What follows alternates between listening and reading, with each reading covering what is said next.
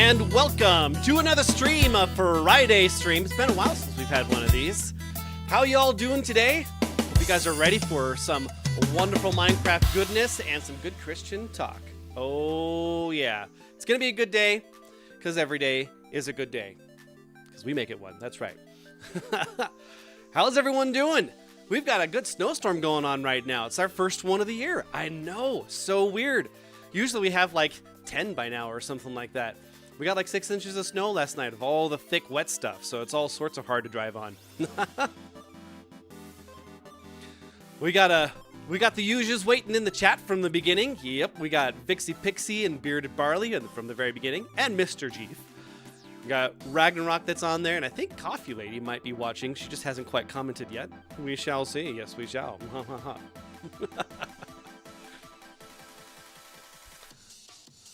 Matt's just playing with his kids, saying they are the gift of God. Yes, they are the best gift ever. Yes, they are, man. It's good.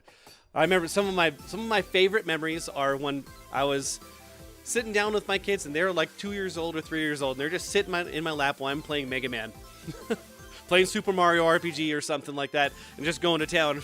Gotta go beat the guys. And they're just sitting there. It's the best, man.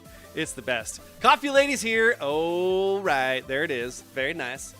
Very nice. The woman, the myth, the legend. She is here. That is right. If you guys haven't caught it yet, she's been posting a bunch of shorts on the channel here.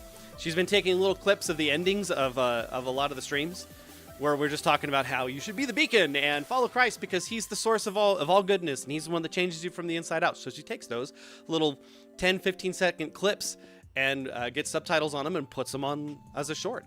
Dude, over the last like 10 days, we've gotten over 20 subscribers from that. Like, that's the most growth we've had since I first started the channel.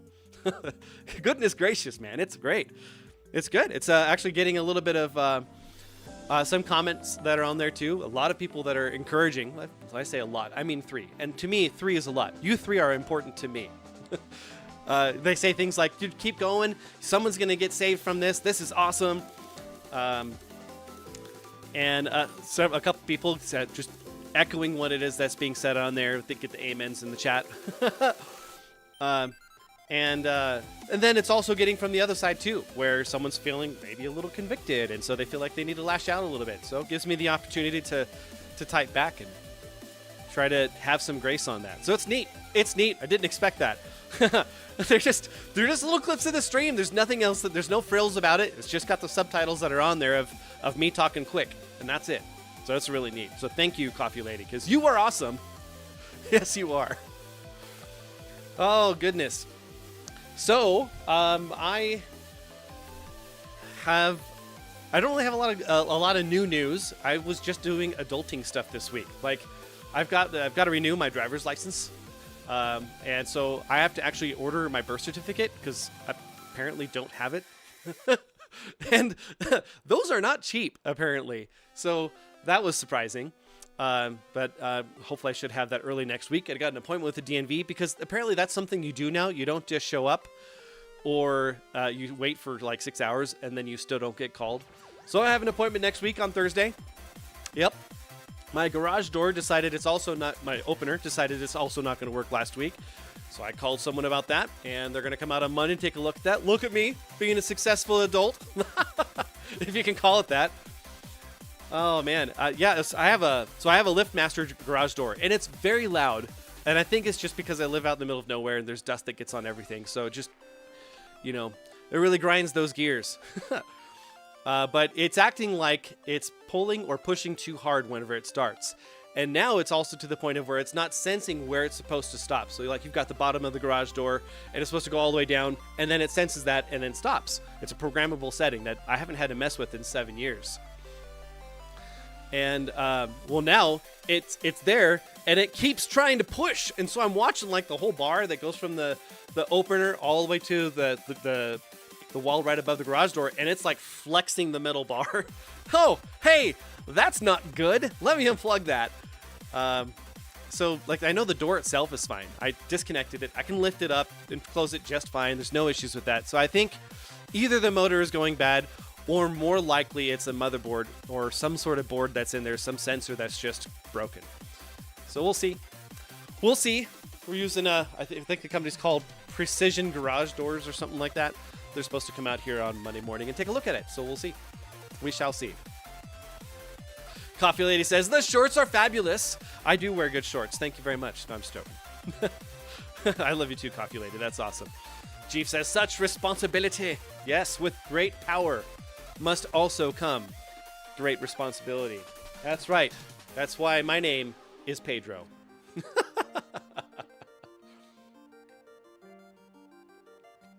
So what have you guys been reading this week? I'm continuing in with Kings and Chronicles. I finished all of First Chronicles, and I got going on First Kings more, moving into Solomon's reign there. And one of the things that stuck out to me is how much work David put into getting things ready for the temple. And it was no small feat. Like, it was 125,000 pounds of gold that he got ready. Like 750,000 pounds of silver and over like 2 million pounds of iron. Like, it was so much that he just got ready. He had all these plans that are drawn up, but God told him, you're not the one to build it. It's going to be your son. And it kind of got me thinking, what am I doing that is carrying on the work that someone else already started? How often do we do that? Where we take over and fill in someone's shoes, and our job is not to fill their shoes, it's to continue walking in the direction those shoes were going. You know, like at a job, or with writing songs, or playing Minecraft. How often does that happen? It's just kind of put things in context a little bit, that maybe there's some things that we're doing right now in life that we will not be able to see through to fruition. Like David was not able to see the temple built. He was able to get the ark to Jerusalem, to the city of David, but he was not able to build a temple, which was really what he wanted to do. But his son was able to do it. So interesting. Barley says she's been reading chapters 101 through 106 of Psalms. Tell them about the keys. Coffee Lady says, oh yeah. Well, maybe you can just tell that story, Coffee Lady, a little bit. Yeah, Coffee Lady lost her keys for like 5 days. So I found them. I found them once I finally had a little bit of time. Ways to tune into your music with Spotify. And I found them in the couch. That's right. The thing that gobbles up all things, the ultimate vacuum, the couch. That's where the keys were. So they're, correct me if I'm wrong, Coffee Lady, but they're on this little black lanyard that's like a shoelace that has like these connector aglets that are on there. So it's kind of like a wannabe lanyard, sort of, kind of, maybe a little bit. And it was just stuffed in the corner, and I was taking everything off, taking apart the couch because I've got a sectional, and trying to see if it fell into the cracks there. It's like the key just doesn't disappear, and there, lo and behold, there was in the couch. So it was kind of nice. We were able to switch vehicles for a little bit because I was able to use my key, which is half broken, which is why I use it. Because I don't want to go pop for a new set of keys, dude. You get a new key for a car or a truck, it's like $200. Those are not cheap anymore, guys. They're not cheap. Yeah. So at work, they're talking about how they're building, getting ready to retake over another facility out in California. So I don't know if you guys remember, but back in, I think it was the beginning of May-ish, right around there, they sent me out to East LA because I was born in East LA. That's right. I was about 2 hours east of LA in San Bernardino, in a little town called Colton. And so they sent me there to go help out a third-party facility. Spent a week there, had some El Pollo Loco. It was amazing. Well, they're getting ready to take over a facility in Riverside, and they're throwing my name out there to go.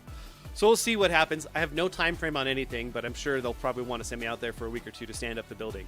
So we'll see. We'll see what that's like. I don't know. That's kind of a little. Do I really want to do that? Because it's not even Walmart. It's like a secondary company, and then we're just giving them our stuff, and we have no real actual direct authority over them. But it's up to me to make sure they start doing things the Walmart way. So we'll see. I don't know. We'll see. I had my review at work as well, and that was nice. It was lots of flowery compliments. This last year really has just kind of been me coming into my own. You know, before this, I was in operations, and I did all the stuff that was like the quarterback stuff. You know, you're the guy that's in charge of getting the cases to the stores or getting the cases inside the building. And eventually I found my way over to the support side of things, where I was in quality assurance, verifying the quality of work that's completed throughout the building. And now I'm the process engineer. And it's neat because basically I am in charge of where everything is in the building and how we do it. Not in charge of executing it necessarily, but more looking to make sure we're doing things in the most efficient way. So I get to go look at things and be like, could this be better? I think it could. Let's look at it. Let's just go watch. Let's just go watch and see how long things take.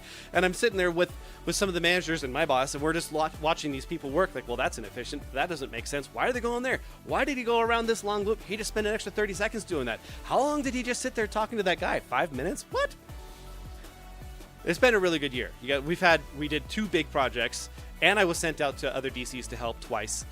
And so it was nice to be recognized, because there are several years where I was really questioning whether or not the Lord wanted me to actually be at Walmart. You know, my job was on the line, and I was in a position where bad things were happening around me, and it was making me look really bad, yet I was not the cause of it, but it certainly looked like it. And I just had to trust that God had me where he wanted me, since he told me to stay. And now he's got me into a better position. So interesting how that works. Yes, it is. We had a concert as well that we went to. My concert was canceled because my band director got sick. So mine is now on this coming Tuesday. I don't know if it's going to be live streamed. Probably not. We'll see. I've had a whole one rehearsal to go figure it out, and I don't know any of the songs. So that's fun. But we went to Jeef's orchestra concert, symphony orchestra concert last night out in Laramie before the storm hit.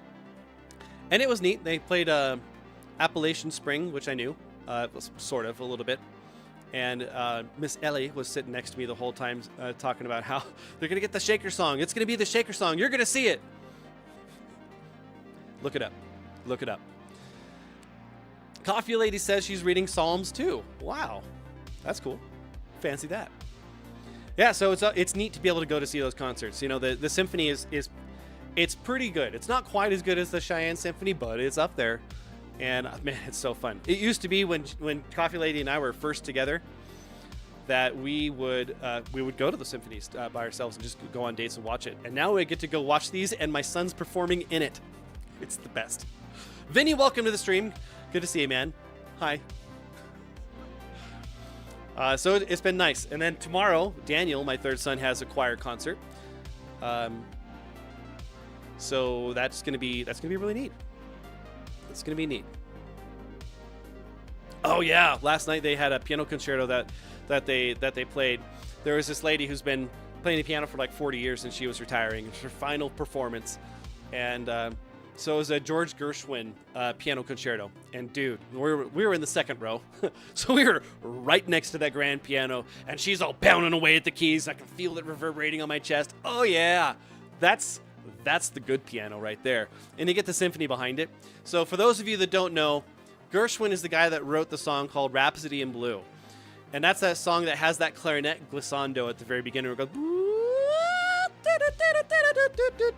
That one, it's famous. It's huge. If you don't know it, go look it up because it's amazing. And I play the clarinet and it pulls on my heartstrings.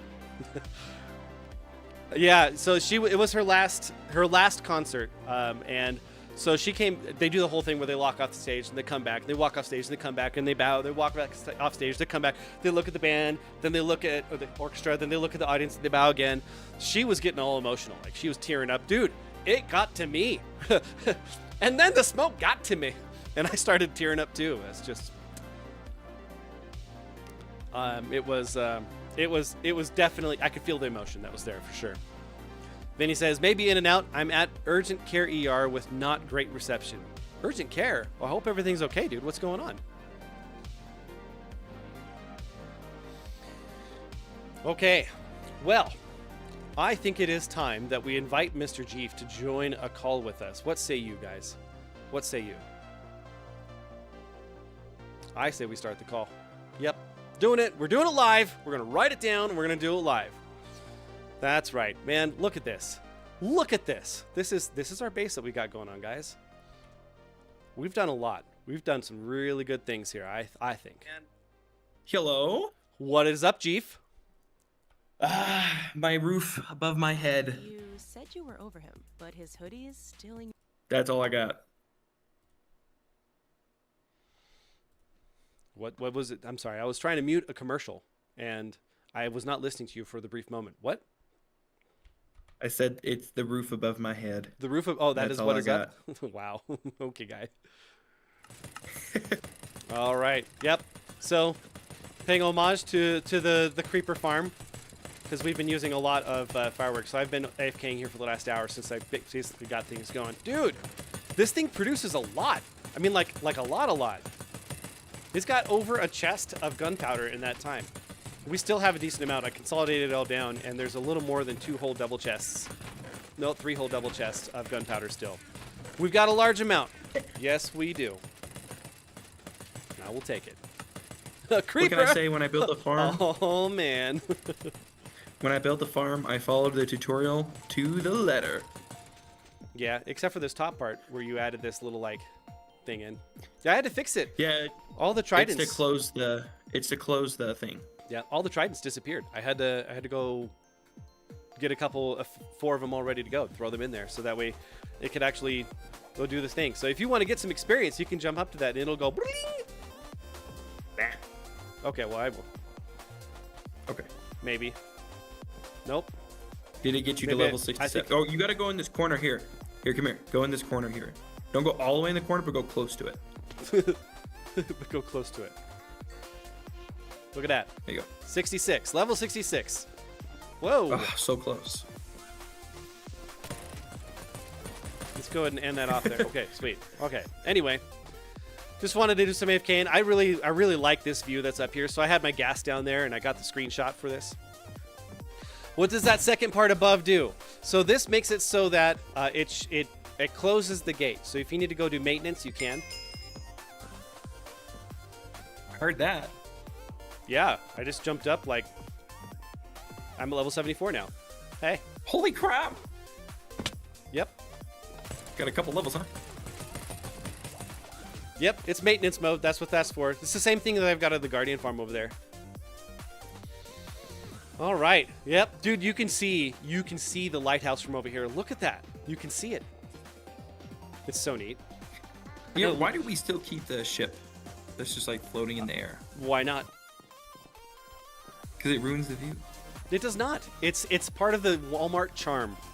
Did I say Walmart? I meant Minecraft charm.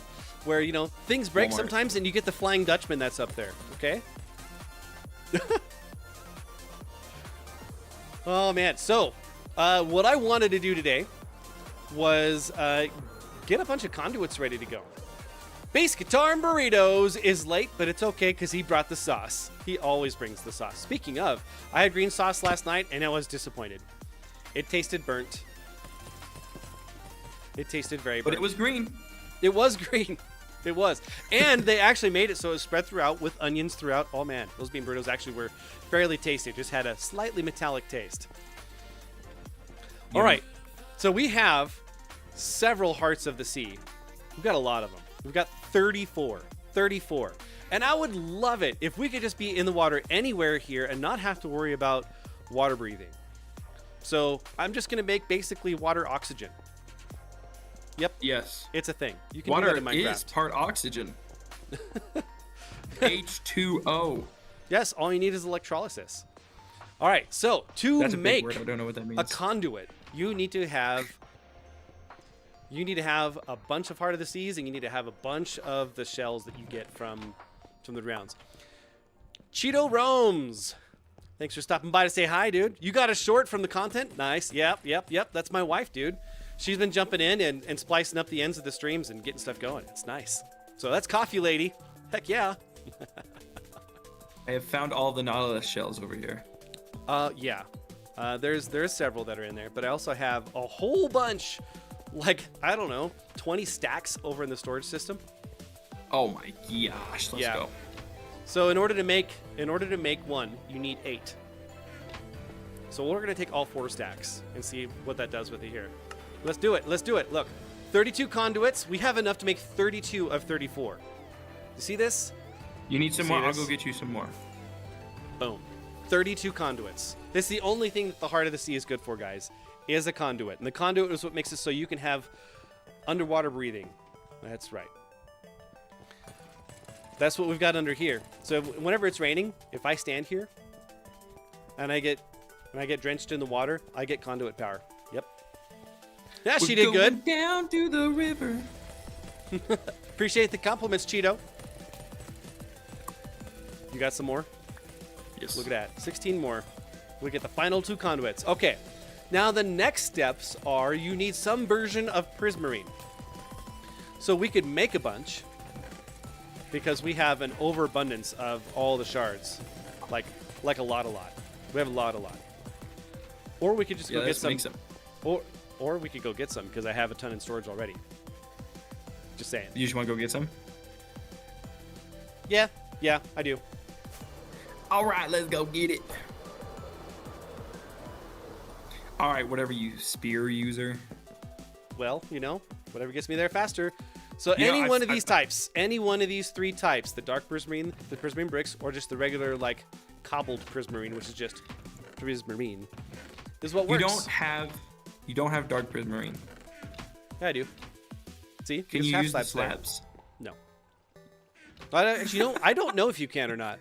But all it is just you just need the black ink in order to make that, and we've got all the shards over there. So we're gonna use bricks.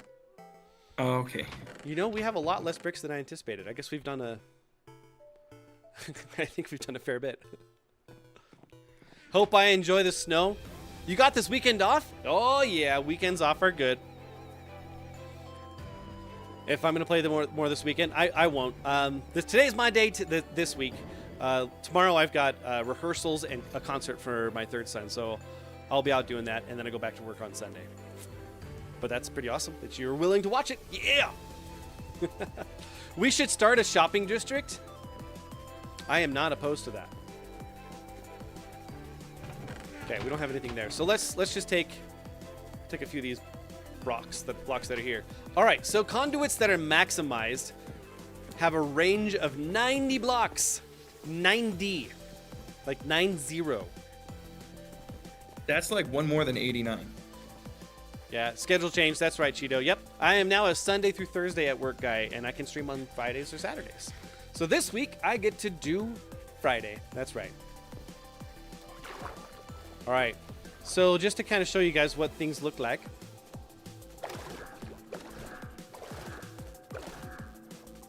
Look at that. What is that?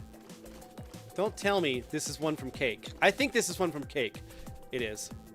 It's totally one from Cake. Yo, I don't know whose Nautilus this is, but it's got netherite armor. It's mine. What's his name? You're what? Something. Look. Captain look. Nemo. Captain Nemo. That is very cool, yo.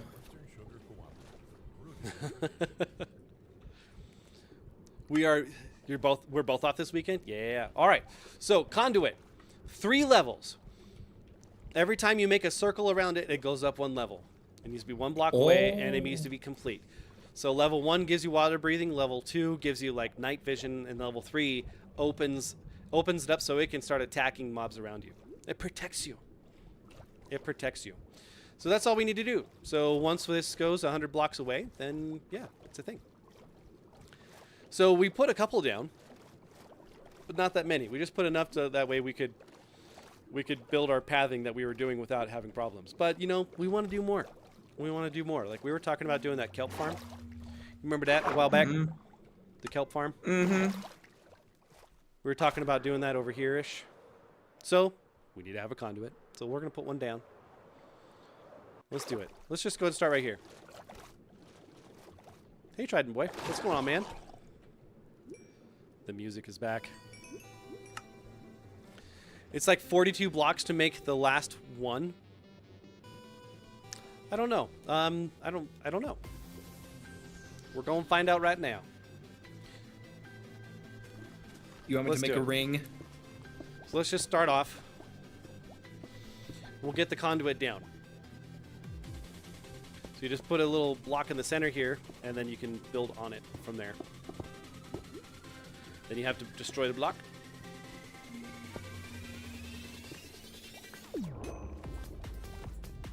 So it begins. Oh wow, look at that. We actually don't have, hold up. We didn't have a complete ring and it started working.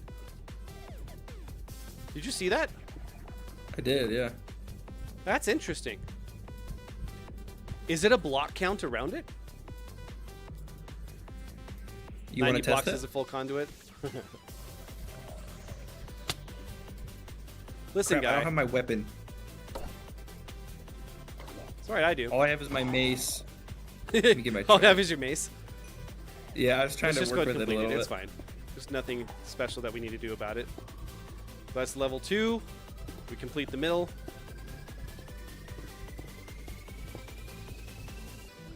Boom. Oh, And then the eye opens. There it is. So now it can attack. So it'll keep us safe. So I think it attacks like Yes. 12 blocks away. that's a lot of blocks, dude. Benny says, trying to figure out why I've been having groin pain. There's no apparent reason so far. Maybe a sore muscle, maybe something else. I don't like persistent pain. Well, I agree with that. I don't like persistent pain either. That sucks. All right, so we got one conduit down. Let's keep going. Do you want to give me some of the conduits, and we can just Yeah, here. multitask? There's 17, sir. Give me some of those things, yeah. All right, so I need to go 100 blocks away. Yeah, something like that. Bed is Okay. obstructed. From what? Oh, is it that you just can't sleep underwater? Is that what it is? Why are you trying to sleep underwater? That literally makes no sense, dude. Well, I can breathe, so Well, It's a thing. Well, 16 blocks to activate it. That's all it needs. Interesting. Thanks, Cake. Let's go ahead and sleep. Pass the night away.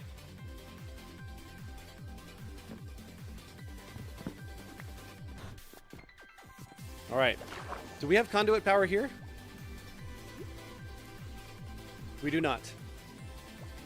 All right. I say we place one directly underneath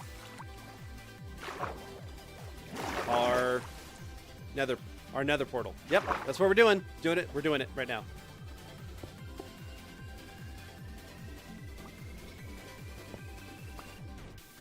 Interesting. How it is that it can work without a ring. That's not the intent behind it.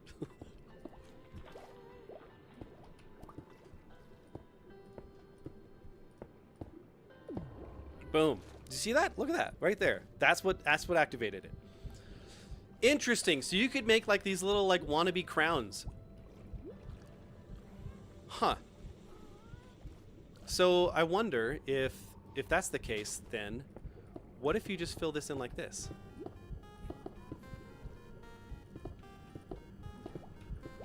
Like, does that do anything? I don't imagine it will. But you know, I'm curious.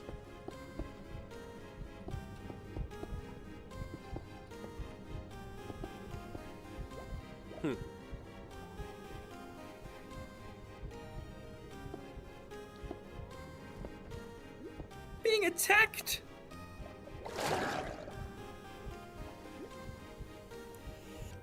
Interesting. That's fascinating. Fascinating, yes. So it has to be in the specific pattern for it to actually recognize that it has the blocks to use.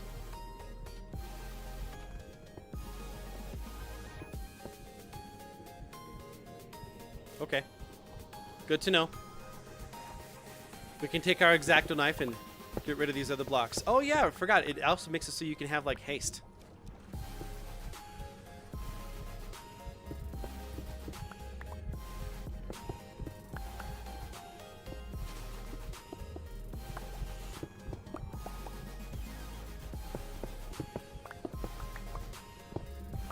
So what have you been reading, Jeef?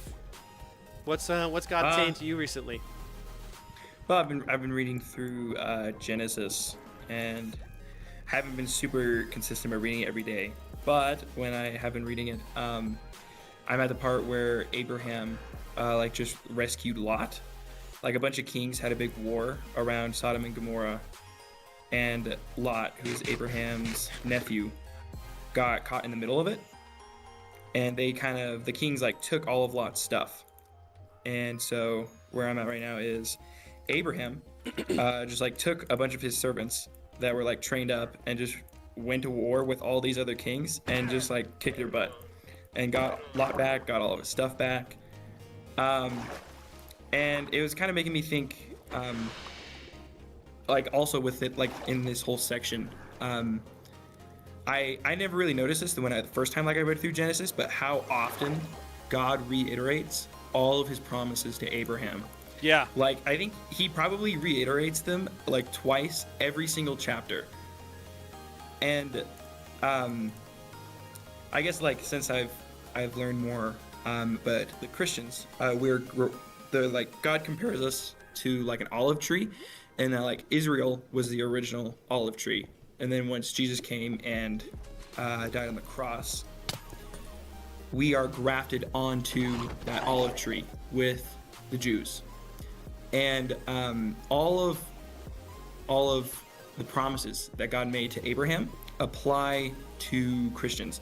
Not like all the land claims, so like obviously like Israel isn't Christians' land, but all the promises in the way of like God is always with us and he will always be with us. And the amount of times that he reiterates that to Abraham, it's like he's reiterating that to us that many times. So I've just been trying to think like, how often do I think that the Lord just isn't with me when in fact he's like walking with me every step of the way? And like I've been trying to like think about that the past couple weeks, and it's actually really helped a lot. And it's kind of opened my eyes to see like, oh, like how often do I victimize myself into thinking like, oh my, like everything's just so hard for me right now, when in fact like I'm just thinking about things wrong, and so it's making it seem harder than it is. Like, to get more specific, like with my practicing or whatever, it can get really like stressful sometimes, because like within the music department, it's really easy to like compare yourself to others. Mm-hmm. And so like that's been something I've been working through a lot recently, and like been reading these passages makes me remember that like my relationship with God and like my quality as a person isn't based off of my performances or anything like that. And since it's not based off of my works, every opportunity that I have to do something awesome is just an extra opportunity to be awesome, and it's nothing more than that. So like getting to do an awesome performance is just a cool opportunity instead of like a requirement for me. And so it makes things a lot more fun. And it's been like changing my mindset a lot recently, but it's also super peaceful to know that the Lord is with me every step of the way. Every day I get out my instruments to go practice. Every day I go to class, he's with me saying, you got this, and this is where I want you. And it's been like, it's given me a lot of confidence recently. Mm-hmm. Yeah, that's what I've been reading, I think. That's what I've been taking out of it. Well, that's cool. Yeah, I really like that part, that section there, because where you were talking about that God constantly reaffirms his promises to Abraham. He knows how concerned we are that we're just going to be let down. And so he takes those steps explicitly to for you to understand. No, I'm not going to abandon you. I'm actually here for you the whole time. Yep.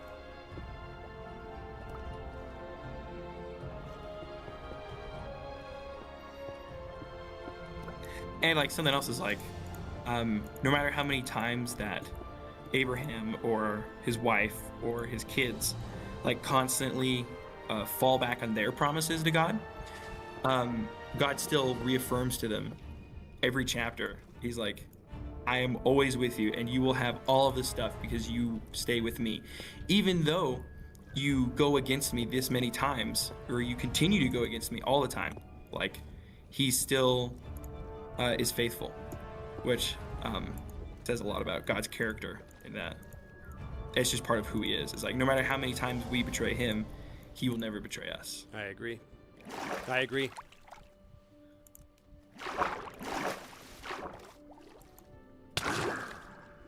Oh, that was a twofer right there. Did you guys see that? Heck yeah. Vinny says, I checked out some of XP Church. Really? Okay. Ooh. Did you watch a sermon, or like did you just watch some old videos, or what did you find, sir?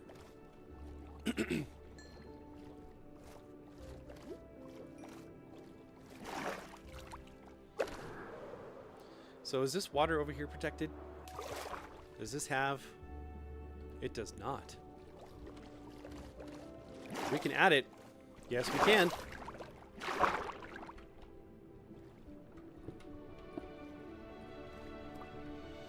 Want to make it so that our whole base is surrounded by water goodness.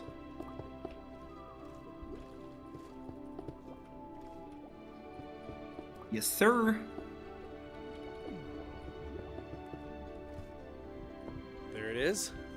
Very nice. Vixie says, I saw in the thumbnail of Avatar. Have you seen Avatar? I have. I have. I've even seen The Way of Water. The Way of Water.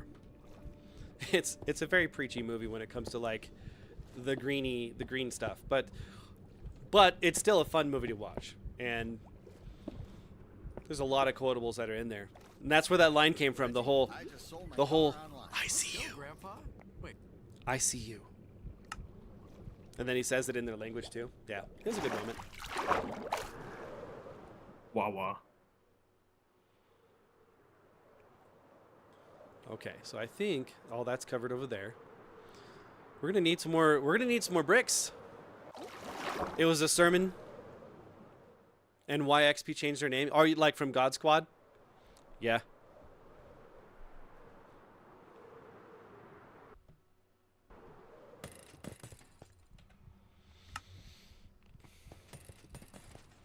All right. I think it is time for us to make more. Make more bricks. Yep. How many conduits have you placed already? I'm down to 11. I placed 5 more so far. It's got a lot there. And I can place down this thing. Yeah. My gosh, dude, I found a zombie Nautilus. Do we want to keep this? Not necessarily. Okay, I'll kill it. Alright. It's not a lot of blocks from all that. That's okay. That's okay. That's why we have the farm, though. It's why we... Esto es por qué, okay? It's the purpose, yes? I find it amazing that every time I go back to read books in the Bible, that I still get more out of it every time I go back. I know. Well, it's so applicable because, like, so many of the lessons in the Bible are just, like, overall principles and, like, concepts, just, like, live your life by. Mm-hmm. It's like every time we read, we're just like we're like struggling with a different thing in our life. Always take something out of it.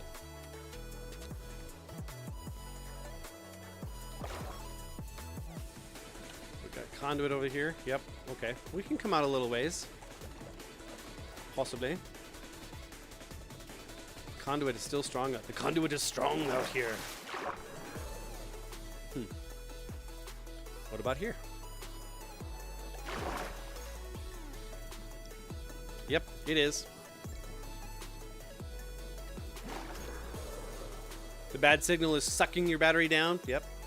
Or at least you're not sucking down Darjeeling with Miss Nesbitt.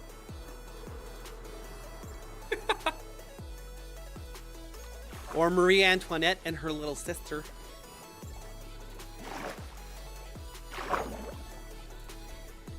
Okay. Nothing here. Well, look at that. Hey, guy. How you doing, guy? Okay, sweet. Thinking maybe this needs to go like towards the center. We have so many conduits down already. Like, this is actually kind of insane.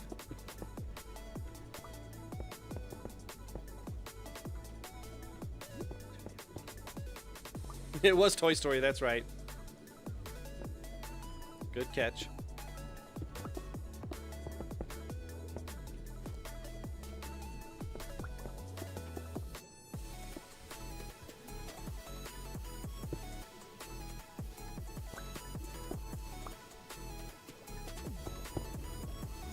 That's not the right spot.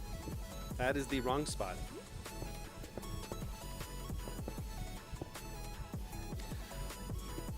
So I kind of got this idea because of all the talks that we've been having over the last couple of weeks about God's breath and water and the baptisms that he provides with that, what he did with his apostles when they were new to the mission. So that's kind of where that came from. Oh yeah, breath of water. Is that the whole thing? Did it actually open up? It did. Okay.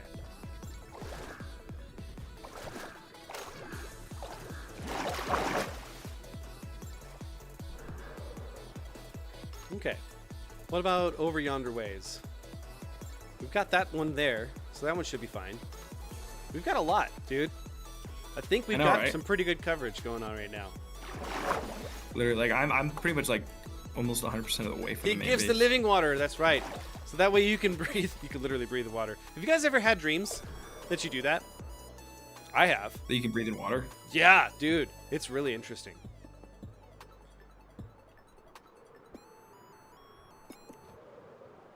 God, everywhere's covered already, dude. Just gonna kind of go along the pathway. Go into the swamps. Okay, so there's nothing here. What is this? It's like a cube of... What is this? Look at that! It's a cube of air. Is that when you say mirror dimension? Oh wow, that's neat, dude. Jeef, come here. Okay, hold on a second. It's like a sub chunk that didn't generate properly. I'm on my way, yes.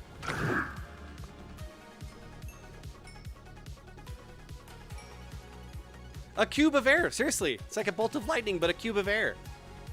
Look, this is a pocket of air. Heck? You can't have grass underwater. What? We should put a torch in here. Do you have a torch?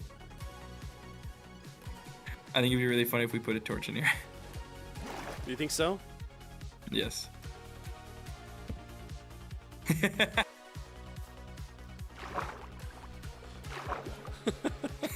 Look at this. Same thing here. Look. What is going on? Put more torches. This is fascinating.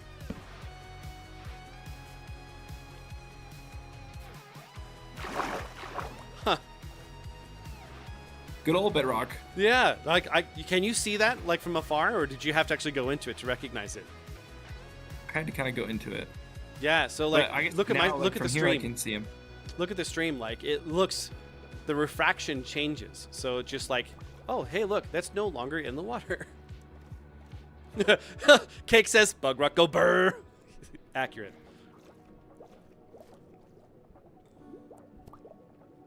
Oh wow. Aubrey, yeah. welcome to the stream, dude. It's good to see you. I just bought 5 pounds of tapioca pudding from Price Chopper, and I'm going to eat it all and then go on a roller coaster. Wow. Okay. All right, let's go ahead and get our conduit down here then.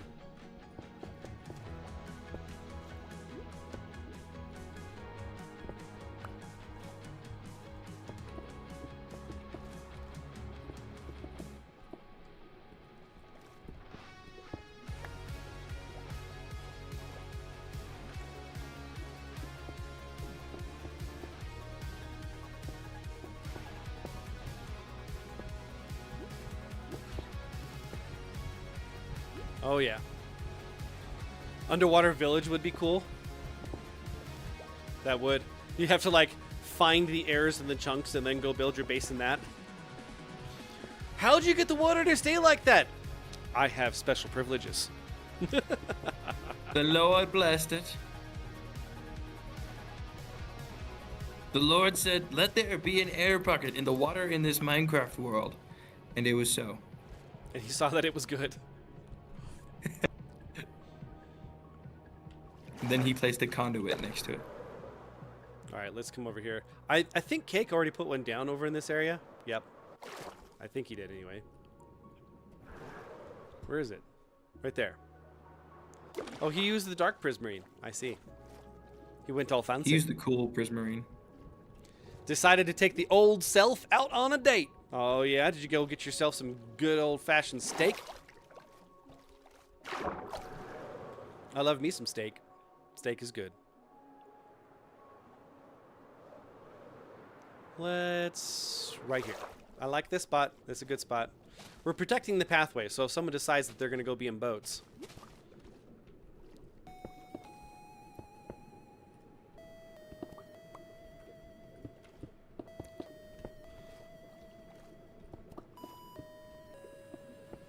And water breathing activate. There it is. Activate. Activate. That's the official terminology. I'm glad you caught that. Hey, turtle. One of these days, we need to like figure out how to do like a turtle farm, and make sure one of them's named Crush. Make him be the first one. That would be so fun. So that way he could be like 120 years old, dude. I'm still young.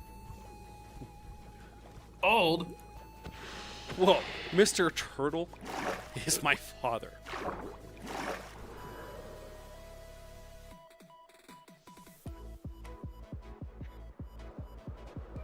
Oh yeah, so the conduit is still active. Good, that's perfect.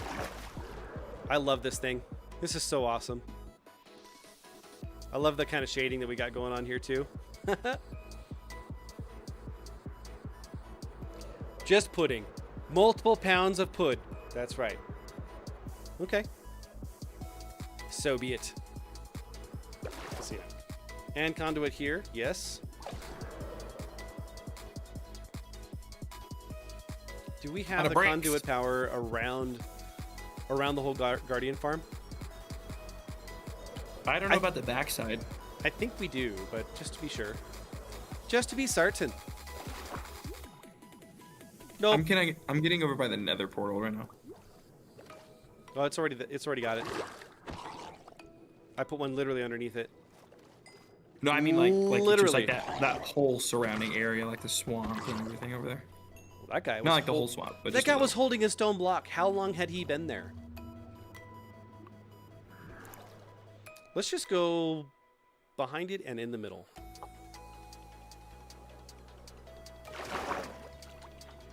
We're doing it. We're doing it right now. Tapioca. So why tapioca? It seems like pumpkin pie would have been the right choice on that. Amen. If you're gonna gorge yourself on some sweet stuff in order to make yourself feel awesome about life, pumpkin pie is the way to go.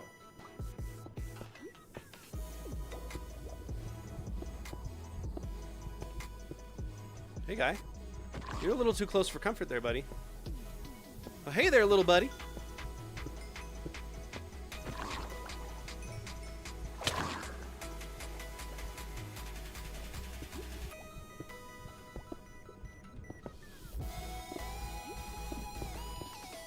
And active. Perfect. That's good. Maybe we should save some for like the OG base. Good idea. Just a thought. And the fan at this top. Love it. Look at that sunset over the water, guys. Look at that sunset over the water. That's so cool. As the song ends, oh my gosh, that was so cool. You survived the Miami weekend. Really enjoy tapioca, and pumpkin is out of season right now. All I'm hearing are excuses instead of action. Okay, I believe Walmart sells the pumpkin pie mix year round because I stock it. I just moved that freight just a couple weeks ago, so I know. Yes, I know. Do people buy it? No, but it's good for like 2 years. You're really, really low right now since you got rejected again, dude. I'm sorry, but it's all right. The tapioca will never think that you're ugly. It'll just be like, I love you too, and now I'm part of you. The pudding will never reject you. the pudding provides. Isn't that right, Puddin' Pop? Okay, I'm gonna go ahead and put the conduits in here for now. Okay. And Then we go to put the ones that I have back over there too. yeah, because I think we already got everything covered. I think we can go build mode now. Build mode. Oh yes. We'll put our prismarine bricks back. I had to think about how to say that. So you can say that 10 times fast, okay? It's hard. Put the prismarine bricks back. Put the prismarine bricks back. Oh shoot. Shit. Yeah. But you shouldn't say it like that. Nope. Put the. What? Dude. Okay, look. Come with me. Dude. Come with me over to the moss farm. Wait. I'm going to the moss farm right Moss now. farm. Okay, look. Okay, I'm going to. So Mackenzie would be happy. Because at the end of the last stream, when we were in that trial chamber just knocking stuff out left and right, we got a disc. And I thought, oh, no, that's just the same disc I already got, like 4 of them. Nope. This is Precipice. Okay? This is Precipice by a guy named Aaron Sheroff. And it's pretty good. I say we take a listen. It's all right.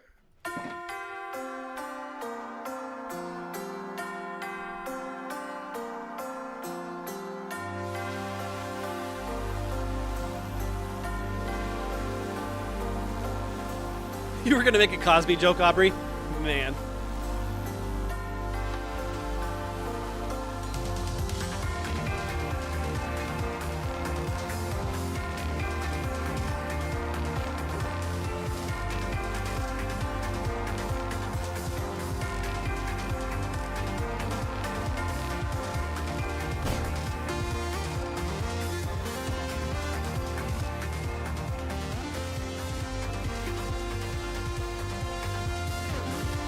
This one on my Spotify playlist.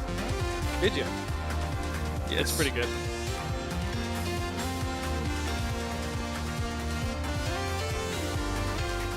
Oh, this is a genius design for Moss Farm. Thank you. Did you come up with it? Yeah. I mean, I looked at Matt's and what he had, and I kind of retooled it, so sort of. The only thing you have to worry about is the cobblestone.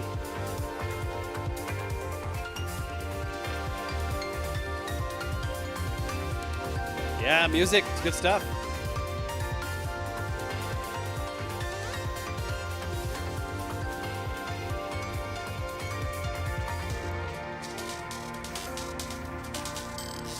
Not very often you get to hear tubular bells used in a song effectively like this. It really reminds me of Christmas songs. Yeah, it kind of does a little.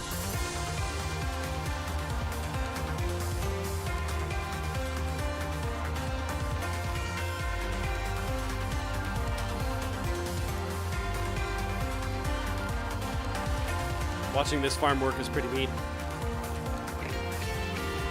Satisfying to the maximum.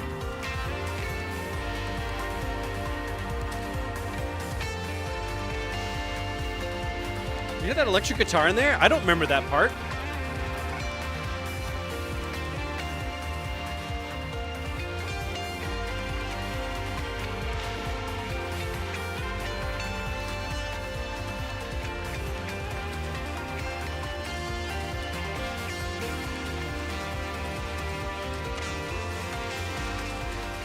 The distortion on it is so cool.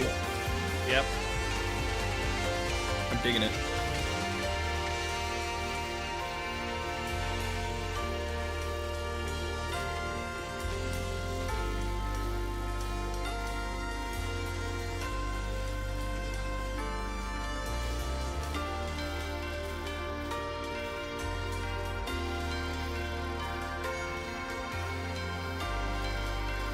I wonder what causes the glitches with the cobblestone. You know? Mm-hmm.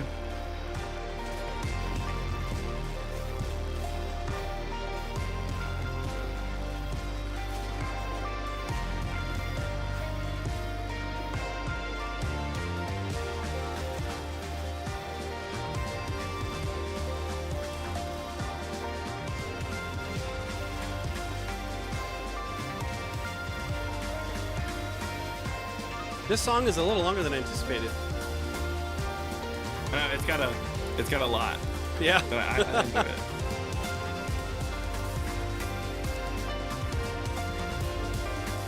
Wow. It's all the way full. Look at that. Nice, dude.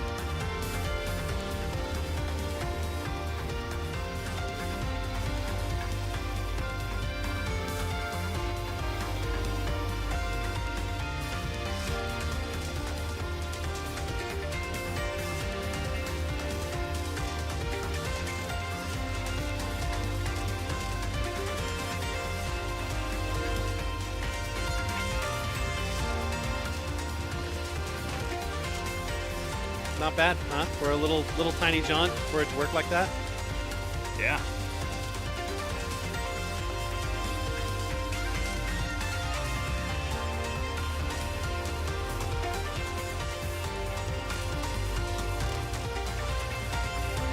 Okay, I'm kind of done with the song.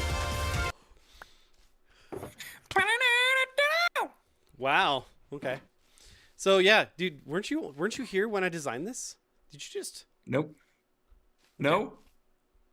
You weren't here when I designed it? No, I think I was doing something or whatever. Yeah. So I use this as a T Being lame. flip flop. That's a It's big like word. an I don't on, know what that means. It's like an on-off button, basically. That's what it boils down to. Oh, I know what that means. That's cool. Yeah. So I've got a couple of different lines that go in there to control the different things. Like one to control the water dispenser that's up there with a manual line for it. The second line that controls this piston here, which is what prevents the bone meal from just going off on it repeatedly over and over and over again, and it only goes once it retracts and goes back and forth. And then the timer to just constantly do the lava on here, where to constantly push the stone forward as it generates it. Yeah, I wish I understood what caused the cobblestone issue. So as I was watching Hermitcraft, and B-Dubs was really struggling with it too. He kept having the exact same issue. And that was the only thing. It's just that it would end up with cobblestone, always. Because sometimes the water flows down first. Sometimes the lava flows down first, and then the water turns into cobblestone, and that's the problem. I probably did it on a Sunday stream, and Jeef worked on Sundays. Yeah, it is possible.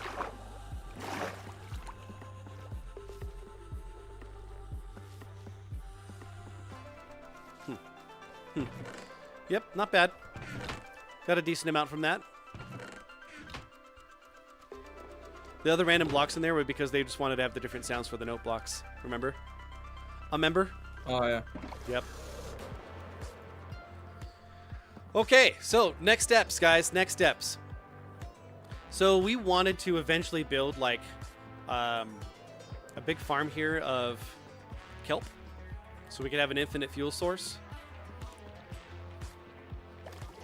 But there's a lot of the path that is just not completed.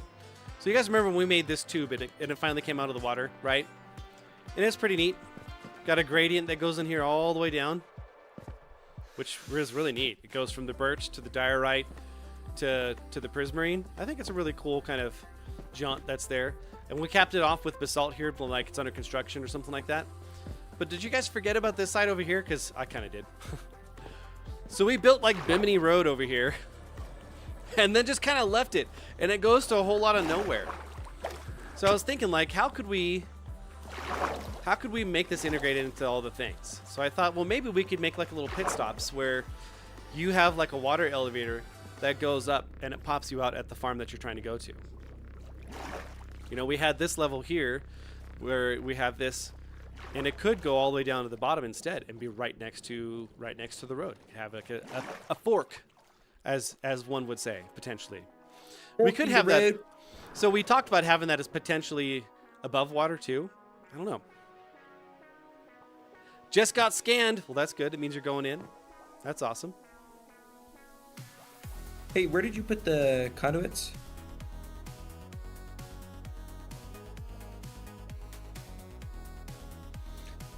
I put them in the far left chest on the left side in the Guardian farm. Okay. So I would kind of like to finish plotting this out. See, I'm finding it out that it's not connected. So we talked about having also this connect to the lighthouse. So what's really neat is this little feature here kind of comes down pretty naturally, and we could kind of have this go under the water there and then connect out. Or it could be above water. It could kind of be like we have these parts here, these little dock parts. I don't know. What are your guys' thoughts?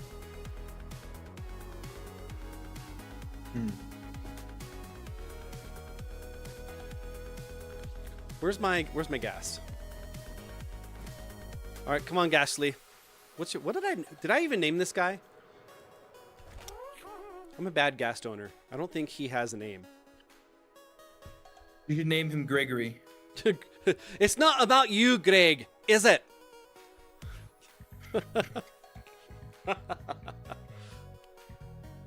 Okay.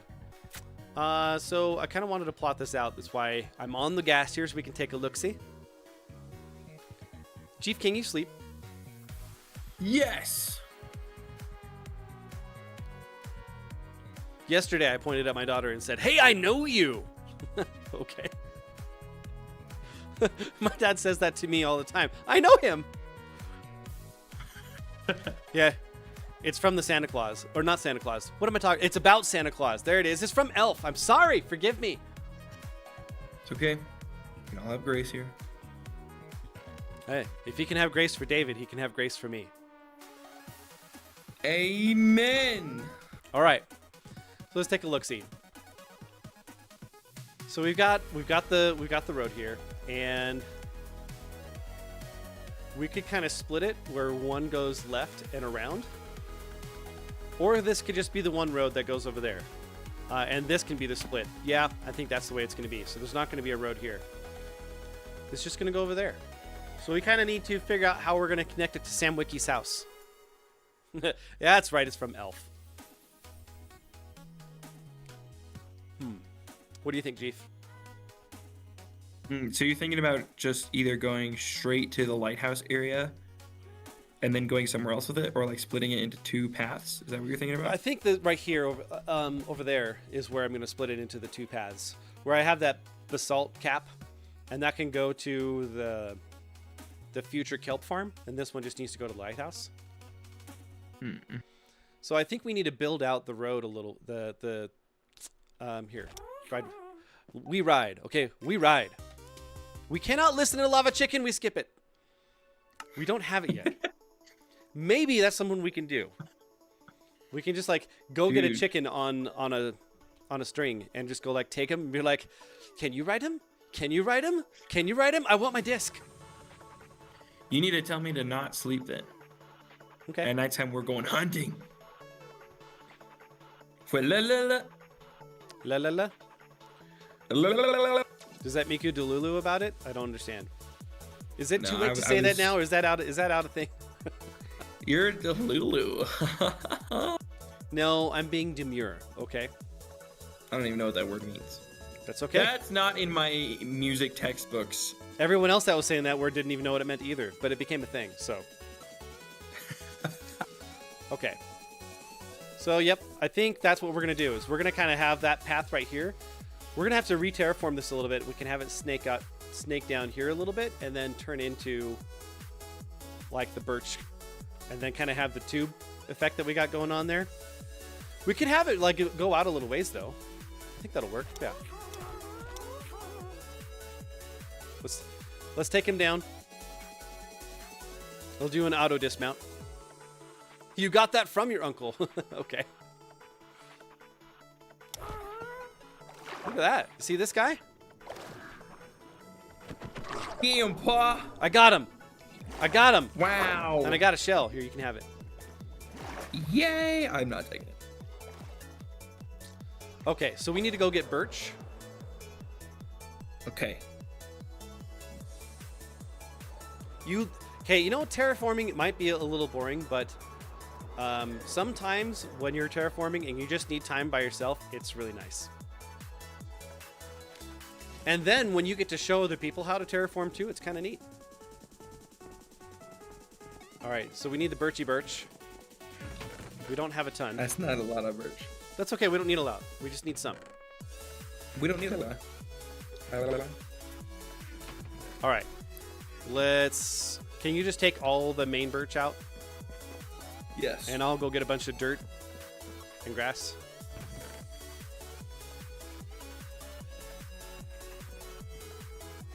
You want me to grab any other blocks? I don't think so. I think that's good for now. All right, let's lunge with the Thigh Master. The Thigh Master 800 it Okay. is. That name is so funny.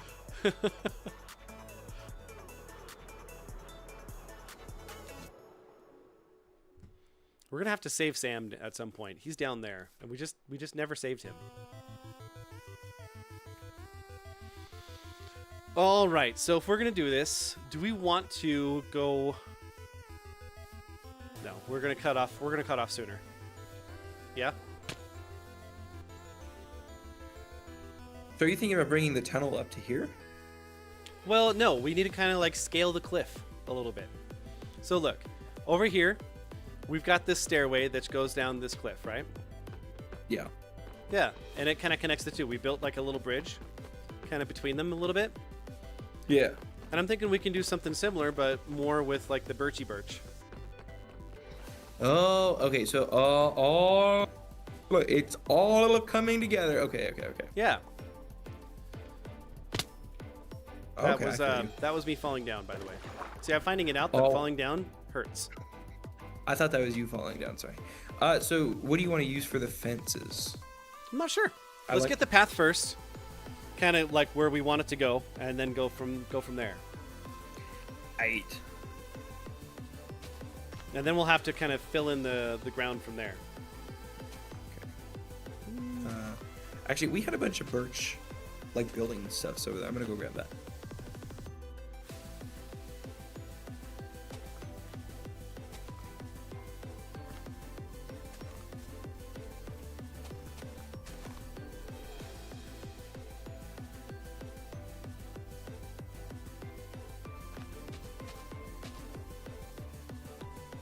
Okay. Let's go over here a little bit.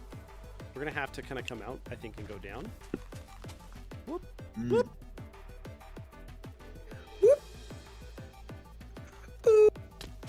Oh. Am I making a bigger air cube? No, I'm not. Oh, are you building the path with the dirt right now? I am for right now. Yeah, just trying to figure it Do you out. want me to you want me to start replacing it with the birch? Not yet. I'm just trying to Okay. kind of figure out where we want to go with this.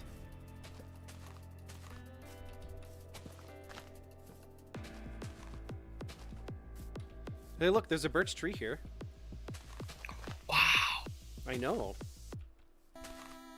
Crazy, dude. Love those things.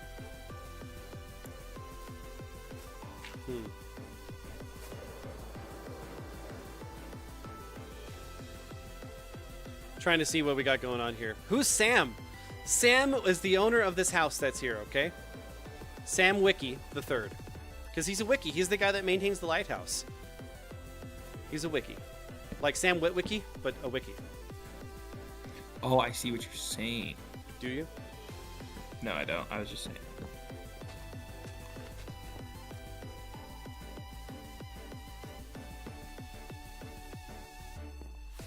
I'm gonna destroy the birch tree.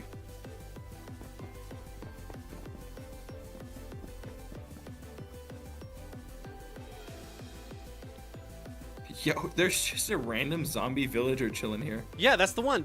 You leave him. That's Sam. He's covered. You see the plank that's above him? Wow. That's the guy. He's name tagged, right?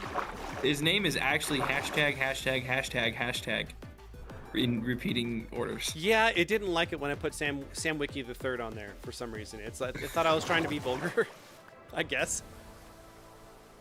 I don't know how you could be vulgar with that. That's kind of funny. I don't know. So maybe this needs to be more of the deep slate stuff. I don't know. And once we kind of get down, it turns into the birch. Ugh, you said you were over. What do you think, dude? But his hood- I don't know. I mean, we could I like can kinda mix see- pathing and see what it I does. can kind of with it. see either way. I honestly kind of like the birch over here because I feel like it kind of connects with the bridge that you got going on over here because the bridge is like very woody a very wood texture. So then this is a very wood texture. But then the path that's closer to the lighthouse, which is a very stony texture, is a stony texture. Do we need to have this kind of wrap around this, you think? To continue going down? Wrap around. Yeah, wrap around the wall. Yeah, that'd be cool. Yes, yes, yes. Okay. We can do that. Oh, yeah. Yeah. Okay.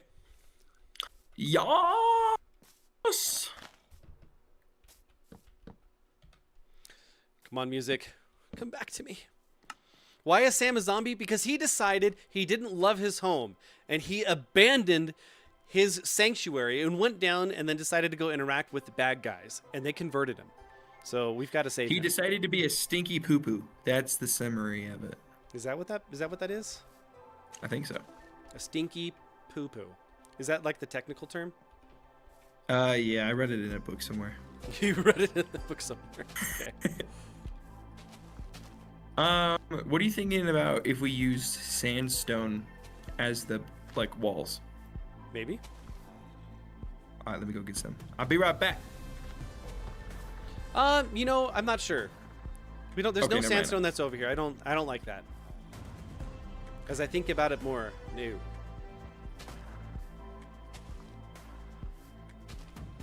What if we just went with dark oak? I'm not sure. I kind of wanted to flow with the land, so we're gonna try to make that a thing. Okay. Okay. I don't really. Wait, what does that mean? Flow with the land. I don't want to disrupt the land so much. No, don't Save- sleep. I want to sleep right now. Okay. What about the lava chicken? After Mikey time. Okay. He wants the lava. I know.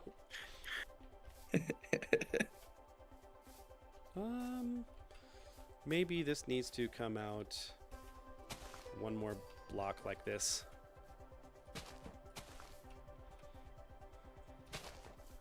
And then two. Yeah, I think that's the way to go.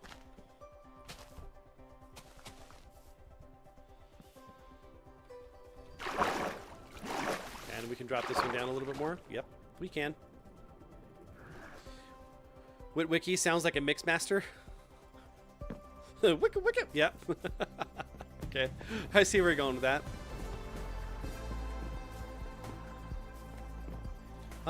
This is going to need to come out farther.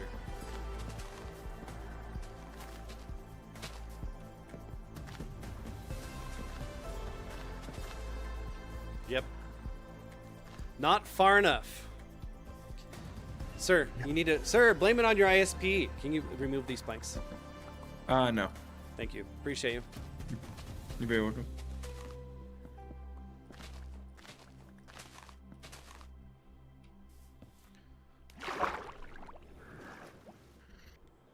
Almost. Almost there. So this needs to just come out farther then before it starts to turn. So maybe make this less... Yeah. Like so. Possibly. Like so. Yeah, because this is going to be all covered up. Mm-hmm. That's the thing. You agree with Jeef about lava chicken? Well, you know, good things come to those who wait.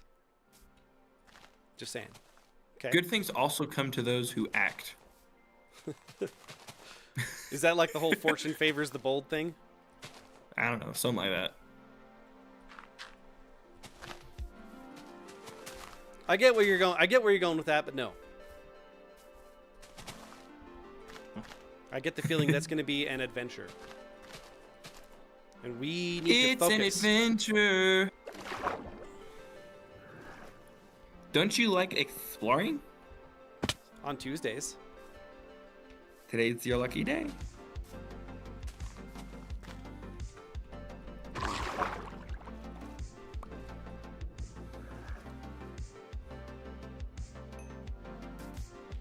Okay, so this might take a little bit of work in order to make this somewhat organic and not quite so tacky. Orgasm? This needs to... Yes.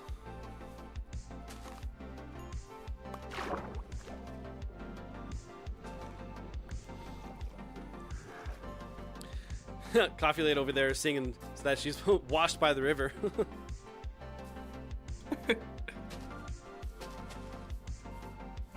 She's been washed by the water, right? Is that what you're going for?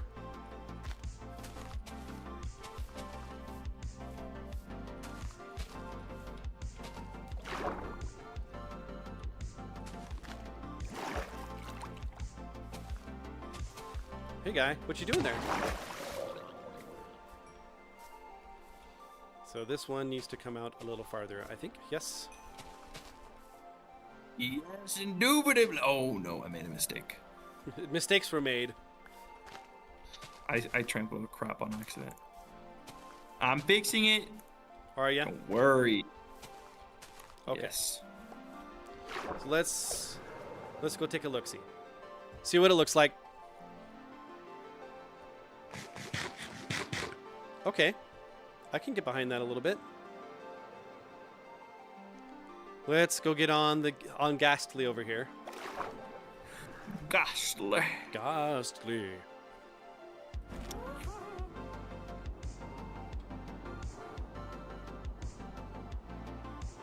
Yeah? Maybe? Let's just go up.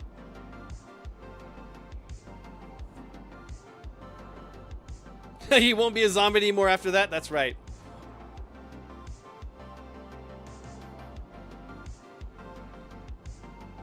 Okay. Yeah, so we just need to fill in...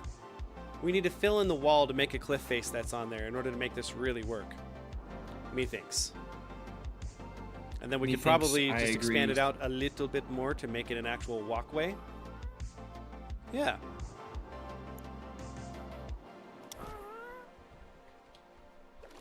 Yeah, let's do that. Let's fill in the stuff and things, okay?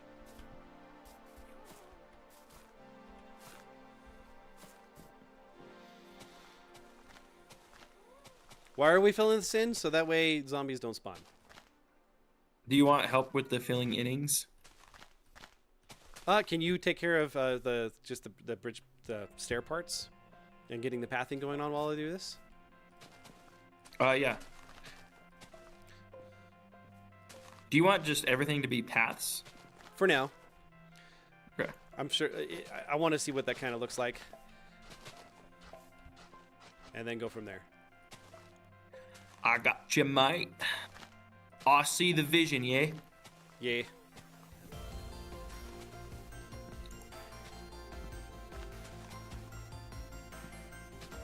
Whoop. Come on now. There we go.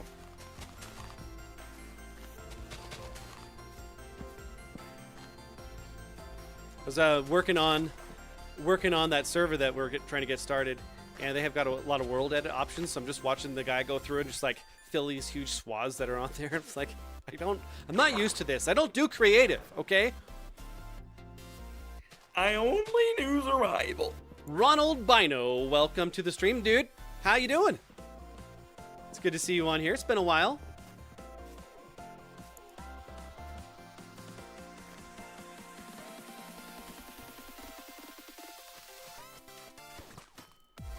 See, I can reach. I can hang on a vine with one arm and then place with the other and hold my third arm with the shield, because that's how that works, okay?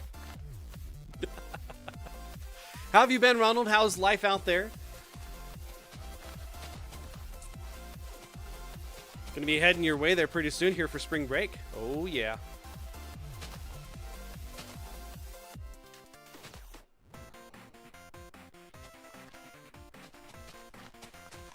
Do you ever to like start putting other stuff down for the path to make it look cool, or? Yeah, you know, you can be creative. Yeah! I'll allow it today, right now, in this moment. Let's go, dude. Ronald says, too much travel, not enough profit, but doing great. Okay.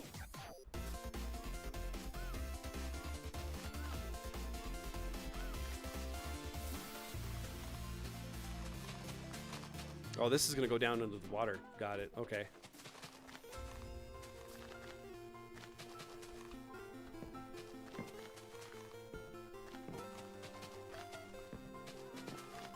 Yep, there's a reason why I grabbed as many stacks of grass as I did.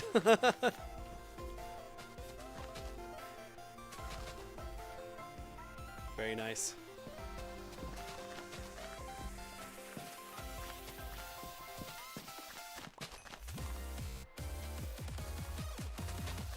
There we go. Cliff face has been filled in there. Cliff would be very happy with what I've done.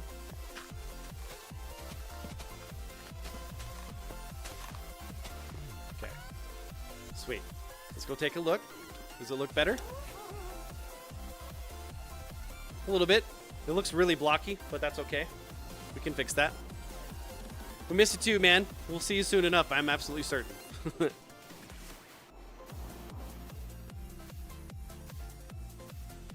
Okay, so I think the pathing that's at the bottom needs to be replaced with the birch. Because that's what's going to go on the water. And do we need to actually have it elevated at first? Or are we just going to go straight to the water? Because over here, everywhere else, we've got it elevated a couple of blocks. What do you think? I think if this is going into the path, I think it's fine if it goes into the water. You think so? Okay. Mm-hmm. Okay. I think because like in the area where you have it going up from the water, you have it going like, what is that? By the storage system. That area, you have it like coming out of the water, and like the wood part goes into the water as well. I think it works. That's true. Okay. So then I would say everything from this point down here needs to be replaced with birch. Okay. Yeah. Yeah, sure. Don't you know?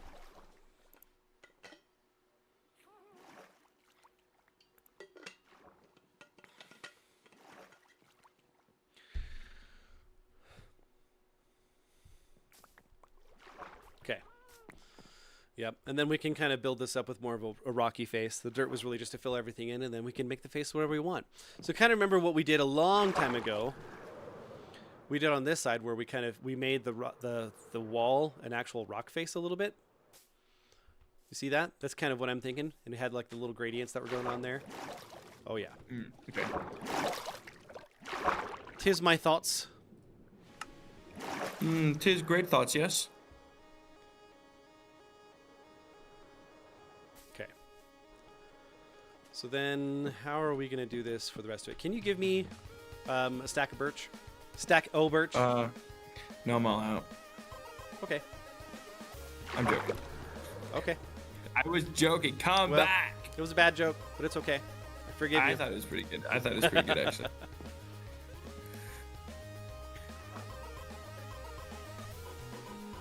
All right. So kind of needs to go. So that's 1. That's 2. And then we can go, that can go 3. Yeah? I think that's good. Yep.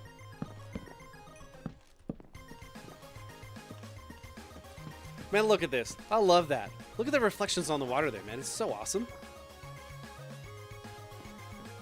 We got the lighthouse sitting off to the side over there. You can see it lighting up the clouds. That's so cool.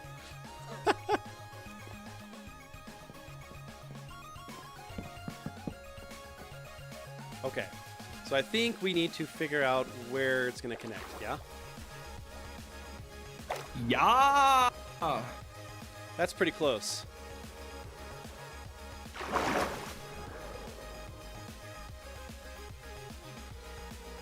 So we'll straighten her out, and then we'll go down from there. Okay. So the next one will go 5. And the next one will go 6. Possibly 7. And then just straight from there, something like that. Have you been able to keep up with what we got building here, Mr. Bino? Because we've been doing some expanding. Oh yes, we finally built the second lighthouse and got it all done. You can kind of see it off in the distance over yonder ways.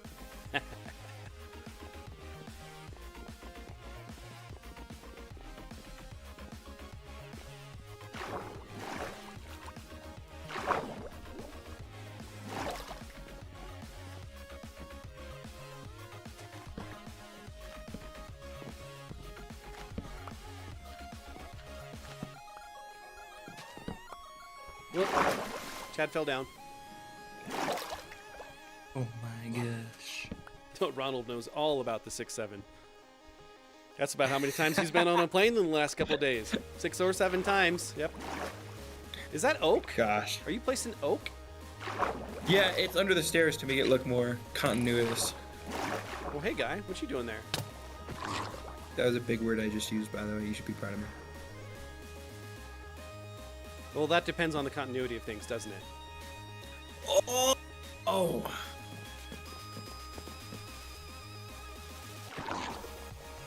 All right. Sweet. We're getting there. I kind of like that.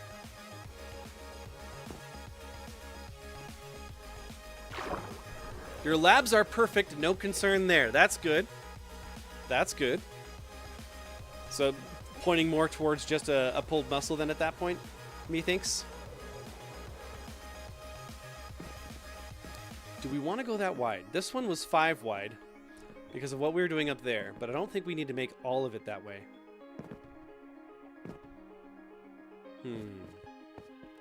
Yeah, because the inside is only, what, 3 wide? And then with the basalt outside rim. Yeah. Yeah, it is. So the 5th row on there could actually just be like the lantern posts and the spruce beams that hold everything up. Yeah. I like it. I think so. Yeah. All right. Let's go get on our Mr. Gast over here, and we can kind of get out of reach of the bad guys. Last time I did this, I was too close to the water, and I was tridented to death. It was not good. It's time for Mikey time, guys. It's 7:30. It is time. Oh my gosh. I know. Crazy, bro. Yep. We'll do this. Let's do this. Okay. Get things ready. Oh, yeah. Gotta have the good view. Otherwise, it's no bueno. And then we can change to... Yeah. And now we just wait for the dog. Yes. Yes. It is time. I got a text message from work. One of my guys called in. He had to tell me he wasn't feeling so good. Hopefully he'll be okay. Goodness. It is Mikey time. We got waiting for the dog to come running upstairs. He's gonna come. He's gonna come up here. I know it. I feel it. I feel it in my jellies. Feel it in my jellies, man. Oh, I hear it. I hear it. Me thinks they weren't quite ready for it, but it's okay. Here it is. Mr. Cake himself with the micers and the dew. Oh man, all the great things. Come over here, buddy. Come on. We got to show you off to the masses there, good guy. Come here. Come on. Come on up, bud. There you go. Look at that. It's Mikey time. That's right. Stare at Cake while he leaves. We miss you, Cake. Bye, Cake.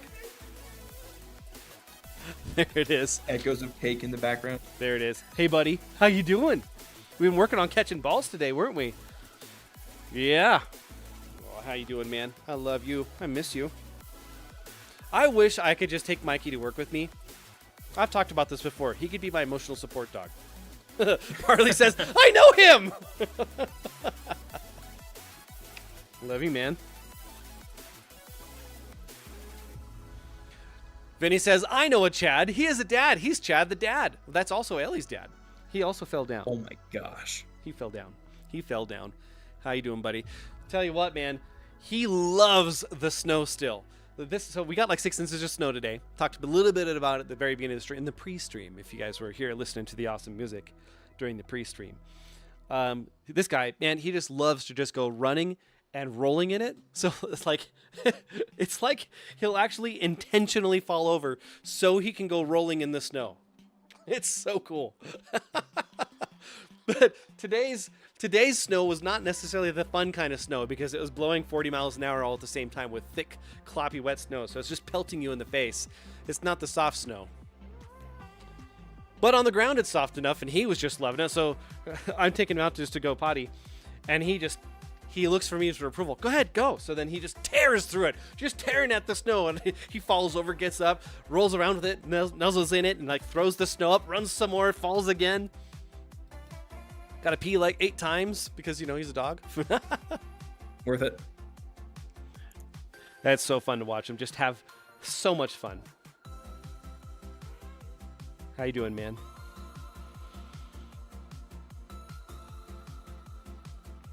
Came home last night after Jeef's concert, and Mikey was here.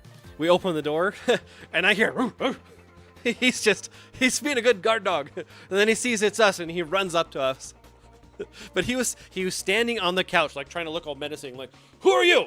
Who are you? I don't know you." Then we turn on the light. "Oh, I do know you. Hi." It's so cool. It's awesome. He tried to make himself bigger. That was so cool. I didn't expect that. Oh, he's grabbing onto my... Oh, that's my ears. There it is. I love you, buddy. All right, let's talk through this, guys. We go through this every time because I think it's an excellent illustration of what being a Christian is like. So Mikey here is an awesome source of joy for all of us, right? Get all the I love Mikeys in the chat because he's a good boy. Get the good boys down there. Oh, yeah. Mikey. He's a great boy. And he just loves to bring joy to everybody else. If someone's crying or sad, he just wants to go over there. "No, it's okay. Pet me. You'll be happy if you just pet me. I promise." He just wants to spread love and joy. And it's awesome. But he's only here for, 15 years or so, something like that. Purebred golden retrievers don't live forever. And they actually typically have lifespans of 10 to 15 years. Really rare that they live longer than that. So we'll see how long he lasts for us. But I am loving every moment of this. So the great thing about being a Christian is that when you choose Christ, he never leaves you. Remember in Joshua, it talks about how he will never leave you nor forsake you once you've chosen him. And that's not like something that you walk back from. When you choose him, he makes a change inside you because he knows that you've truly chosen him. And you can't leave. When people talk about, "Oh, they left the faith," they were never in it. They never really truly chose him. Jesus says in the parable of the sheep and the goats, "Depart from me, I never knew you." Not, "I knew you at some point, but then you left me." I never knew you. That's what he says. So when you choose him for real, and you mean it, you say, "I want you in my life. I need you in my life." Because you know you're a sinner, and you can't be good enough, and you don't want to sin anymore, and you know that he is the only solution for it.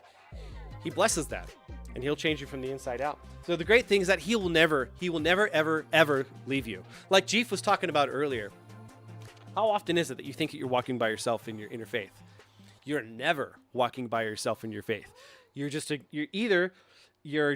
too much in the thick of it, and you need a partner, like Mikey here. Or you're ignoring him. One of those two things, I think. This guy, he's a good boy. So choose Christ. He is the better version. He is the best version of all that is good. Absolutely. And he'll be with you forever. You never have to worry about being alone. You never have to worry about feeling undervalued or that you're just not worth it or you're just hurting everyone around you. God loves you, period. Period. I mean, come on, if he can forgive a murderer and an adulterer that led the entire country of Israel and basically established it on the map, he can love you too. If he can love Saul, who literally sought out the Christians who were trying to follow Christ and murdered them left and right and pushed for their murder and was actually going to other cities to make sure that they were murdered. And God came to him and said, "Stop persecuting me, Paul." And he goes, "Oh, so you're God. Got it." He forgave him. He can forgive you too. No sin is too great. No amount of sin is too great once you've decided you want to turn. And that's what makes Christianity unique. It's a free gift, and it's never too late. It's never too late. That's right. It's never too late to do the do. Segway. It's time, guys. Segway.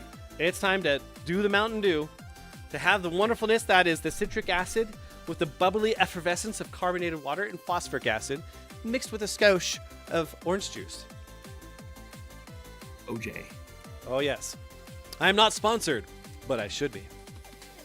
But I should be. That's right.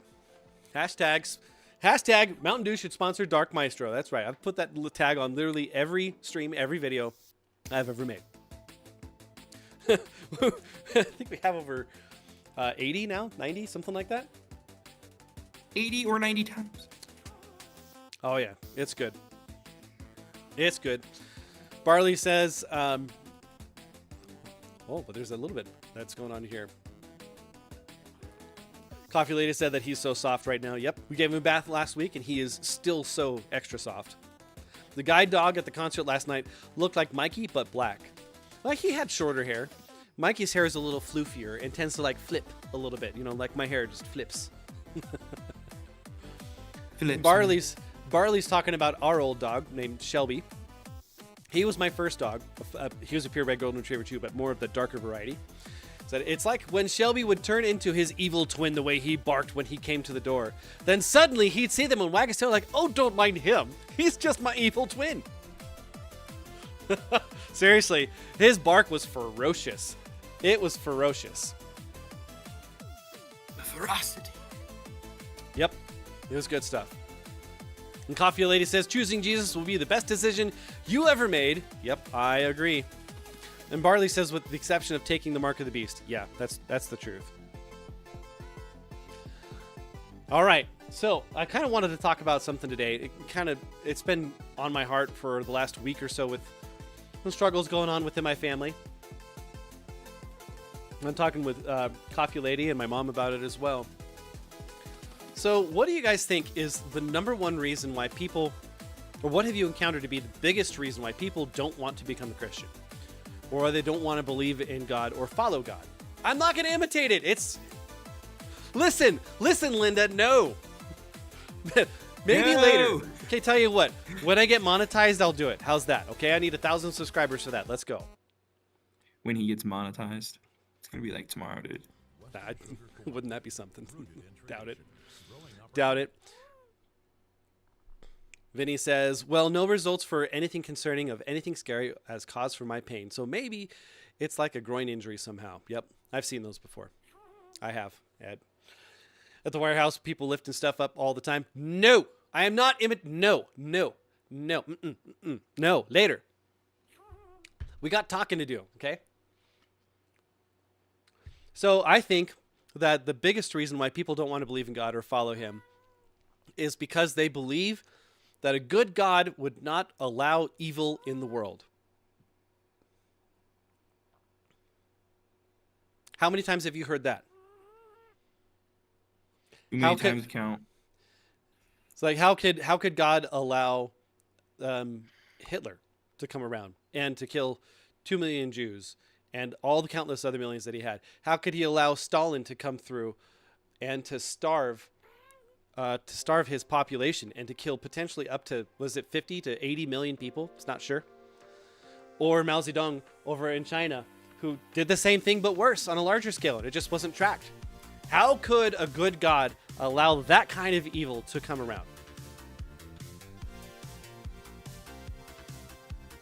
How have you answered that question before? It's a hard question to answer.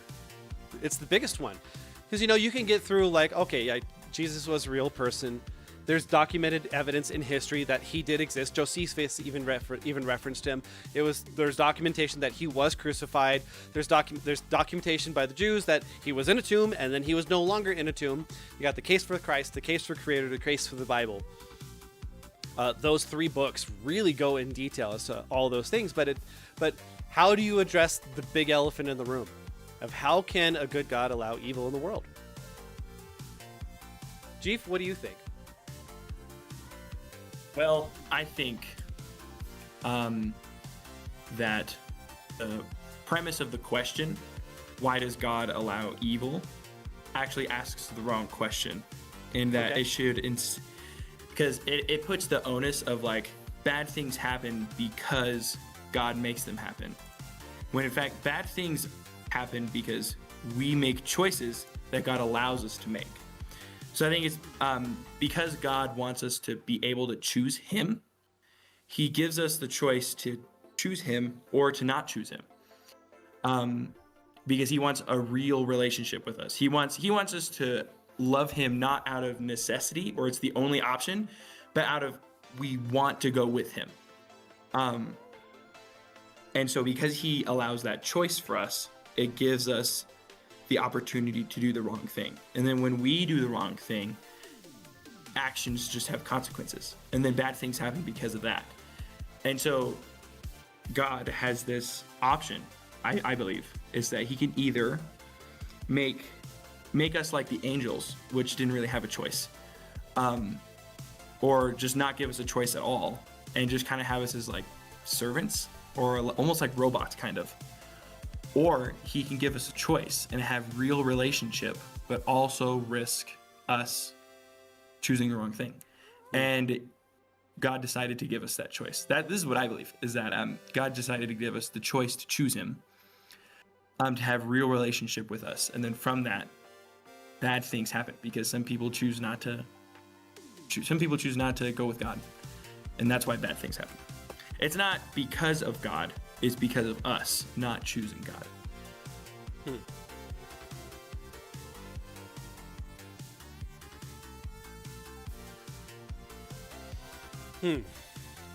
Ronald says, because they want to lead their own lives without changing how they know they would need to in order to be right. And then Barley clarifies my numbers. Mao was responsible for 120 million deaths, and Stalin was responsible for 60 million deaths. Yeah, Ronald, I'm not seeing any lag on my side. I've dropped a whole 148 frames out of 405,000. Maybe just refresh the stream. Not sure. Yeah, Jeep, I think your answer is one of a multifaceted answer. I think there's a lot of reasons for it. I think it boils down to kind of what you were hitting on with the choice or no choice. So, is a good God good if He doesn't allow you to choose to say no? And I would argue no. I mean, does a good parent put it in this context? With parents and kids, when you have smaller children or young children, and they're not fully grown or an adult, or even if they are an adult and they're just not prepared for the situation that they're facing, a parent's responsibility is to protect them, right? They don't give them the choice. You protect your child. But as they get older and they grow into an adult, you have to give them the opportunity to make their own mistakes, to actually see the consequences of what happens. And they grow from it, they learn from it, and they turn into a well-adjusted adult at that point. Or they go down the path of not. And if you've got good parents and good family that's in there, they'll try to be there to help guide you along the way. Like, hey, you really shouldn't do that. Hey, this is a bad idea. This is what's going to happen if you do that. You get all those warnings along the way, but you can still choose to go down the wrong path. Ronald says, bad things happen and there is evil in the world, but those aren't what's important. The outcome God seeks is internal. For us to be more like Him, our suffering can make us better people. The duration or quality of our lives is less relevant than the product of that suffering. Yeah. Yep. So I agree with that, but I think it's more that the initial question of why is there evil to begin with? And it's because of that initial sin that's there, and also that we would have made those same choices, be given the same opportunity. We're not to say we're better than anyone else around us. That we're better than Adam, or we're better than Eve, or we're better than David. We wouldn't have gone and slept with that woman that was across the way when he had all the power in the world to do so, and then murdered her husband as a result. Oh, your comments go up late. Got it. Yeah.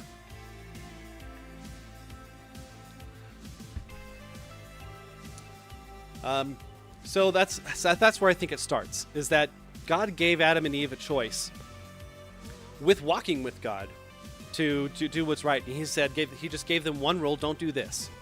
Don't go eat from that specific tree, to keep your innocence, basically, is what it boiled down to. And then they went and ate from that tree, and they didn't keep their innocence. They were exposed at that point. And that's when their flesh became corrupt and everything else came from that. All of their offspring after that had that same corrupted flesh. And that's where Satan has his hold on the world right now, is that he has influence here, where he can put those thoughts into your mind and say, hey, what if you just did this over here? That might be really good for you if you did that. And then we make the choice to go listen or to not listen. That's where I think evil started, is that there had to be a choice to begin with. Otherwise, it's a non-starter. It's not really a choice. Is it really paradise when you don't have the option to choose wrongly? Mm-hmm. And I think paradise is better when you've chosen paradise, as opposed to the opposite. You've chosen that you want to go this path instead of just, well, it's just what was foisted upon me. Because then there's always that, well, that grass over there is greener. I want to go look at that grass. I don't know that grass. And it is FOMO, fear of missing out. So I don't know. I had a conversation with one of my operations managers long ago, 12 years ago, and he was raised Baptist and then stopped believing in God at some point. His little sister died of cancer when she was 10, and he was like 13. And he's like, I don't understand how a good God would ever allow that. What did she do to deserve to die from cancer? I said, I don't think she did anything to deserve to die from cancer, but I don't know. I don't know the answer to that question. There is so much that we don't know because we're so infinitesimally small compared to God. And so let me put it this way. We didn't even know bacteria existed until a couple hundred years ago.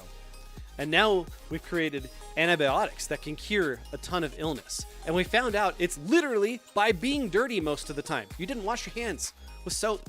And so there's stuff on it, and then you put that in your body. You rubbed your eyes, you picked your nose, you licked your fingers, whatever. And you got sick from it. And now we have medicine to fix that. And we learned, oh, hey, you know what? If I wash my hands to begin with a lot, I tend to not get sick. If I take showers or take a bath and clean myself up, I don't get sick. We found, did you know that smoking cigarettes, the world thought that smoking was good. That, it calms the nerves. It allows you to kind of not freak out at somebody. It's a natural weight appetite suppressant where it doesn't make you want to eat as much. That's what stimulants do. They just do that.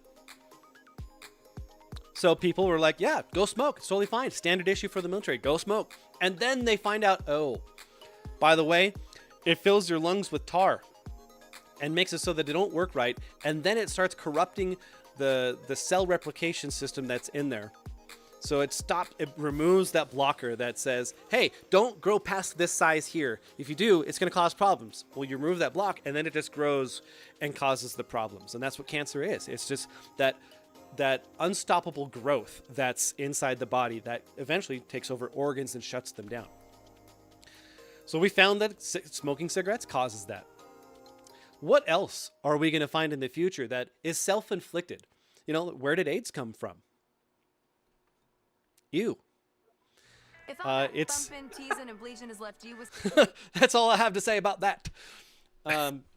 Ew. Ew. Where did that come from? Ew. Brother, ooh. Ooh. Seriously. There's a lot of things that we're finding out as time goes by that it's just ignorance. We didn't know, and now we do, and we can come away from it. But the illness and the sicknesses came from that corruption to begin with. Before then, there was no sickness, there was no illness, there was no death. It was just perfection. But once the perfection was removed, the imperfect was allowed to enter. And that's where that comes from. So, bacteria serves a good purpose too. We have a gut biome that's in our bodies that helps our bodies run properly. But, You get the wrong stuff in place there, and it tears a body apart. It's no bueno. So, you know, there's the whole thought of, well, somebody did wrong, and they're getting their comeuppance. They're gonna get what's coming to them. And yeah, maybe, but not really. I mean, look at all the evil people in the world that are successful. Are they getting their comeuppance, or are they succeeding? There's a couple examples of people that got their comeuppance in the end, but did Mao Zedong ever have to pay for the 120 million deaths that he caused in China? No, not really. He ran the whole country until his death. So then it's not that. It's not just because somebody does something wrong. You know, in the book of Job, Job did nothing wrong. And he actually went so far to try to offer sacrifices to make up for his kids' guilt that they may not have even realized that they had. He was just trying to be extra careful on everything. He didn't do anything wrong. God was just making a point to Satan that this person will choose me no matter what. And Job did. Job did choose Christ in the end. Once he was faced with him, and God said, "Who is the one that caused light to be? Who's the one that formed the foundations of the earth? Tell me, were you there?" No, I wasn't there. Were you No, present? It says you are absent on the attendance list, sir. So if Job was a righteous person and he had bad things, evil things that happened to him, what caused it? Satan just attacked him. That's all that it was. That's all that Satan just attacked him. So that's what happens in this world a lot. Sometimes Satan just attacks people. He wants to stop everyone from coming to Christ as much as possible. He wants people to not choose him. He wants them to suffer like he is going to suffer. So of course, he's going to try to take as many people with him, as many people as he can. So what's the number one thing? God's not actually good because he allows me to be here. Well, you had a choice too, buddy. You could have followed him, and you chose to go try to pop yourself up to go be a god. And of course, he expelled you because there's only one God. So it's not an easy answer, because it basically means that you have to come to terms with we're all evil at heart to start. We start off on the wrong foot, and you have to have Christ to fix you from the inside out. There is no fixing you without that, and that's why evil exists, is because we chose evil to begin with, and Satan also is amplifying on that and showering everything on that, and like, ooh, I can make this one grow too. It's sad. I don't know. For those of you that are watching after the stream, I'd love to hear your thoughts down in the comments. If you guys haven't done so yet, please make sure you like the stream.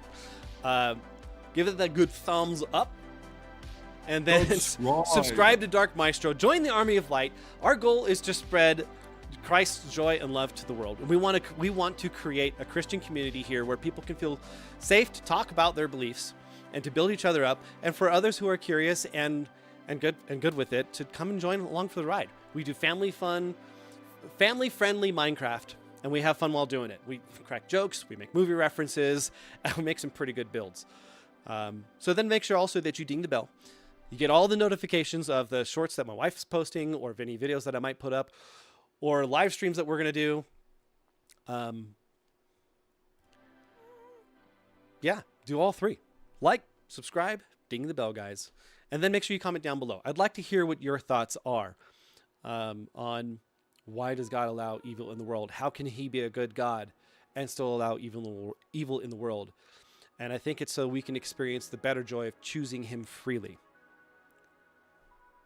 That's really what it boils down to. I wouldn't want to be forced into it. Just like no one is forced to watch any of these videos. No, I had a comment on one of the shorts that coffee lady put up, and it said, "Bro, stop forcing religion down your YouTube audience's throats." Well, I'm not forcing it. They could have swiped away when they were watching the shorts, and you stayed and watched. Like, what, dude? It's not forced. These are options. Is not forcing. It's a choice. They're just options, man. It's good stuff. Vinny says, "My earbud exited the stream with my neck." Okay. What? I don't know. Barley says, God is good because all of existence is based on who he is. There is no way it could exist without him being good. Yeah. And then Coffee Lady says, but the hope of salvation is so much better than not believing in God because of all the evil. And Barley says, it's about his story, not ours. Sometimes bad things happen to good people. Let's go back to our building that we got going on over here,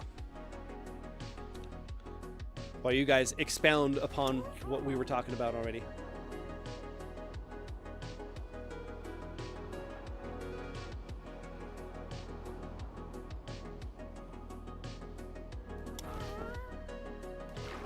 Yeah, you know, and to Ronald's point earlier, sometimes bad things happen to good people. And what God does with that is he'll take us and build us with it.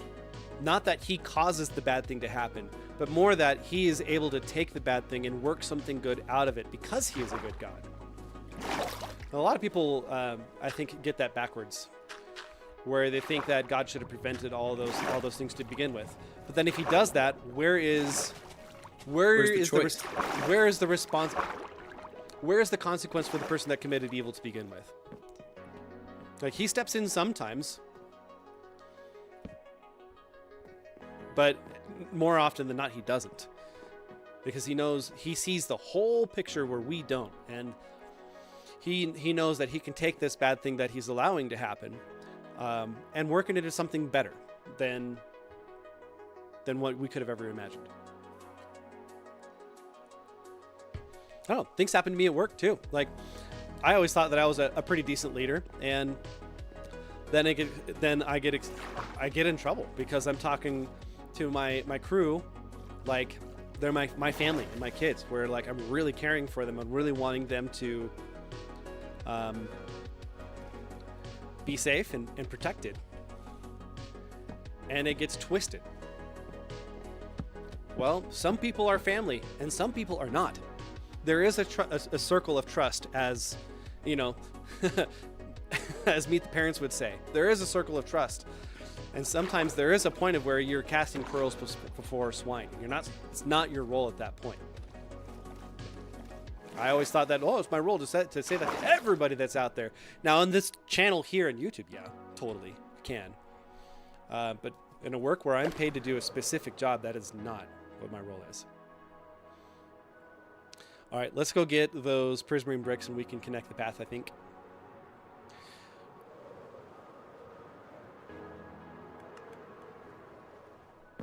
Okay.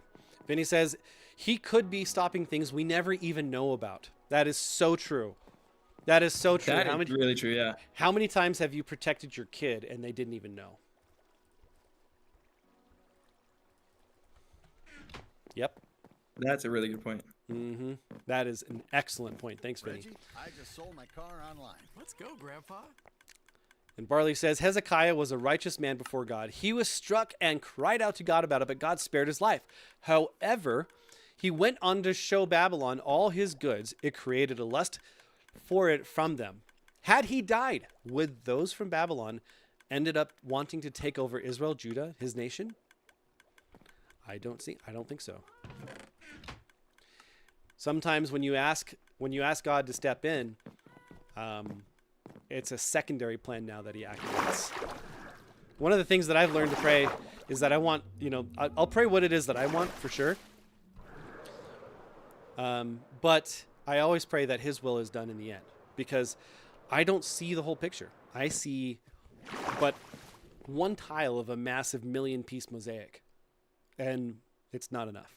It's not enough to make those judgment calls. I can certainly talk to him about what I'm seeing, and then he can choose to give me perspective or not. But sometimes he just doesn't, and you have to trust him. That's why, this is why I read the Bible. It teaches you the character of Christ, the character of God, and how it is that he doesn't do anything that's evil, and everything he does is with a purpose that he does. And then he works evil things into his purpose for those that are called and love him.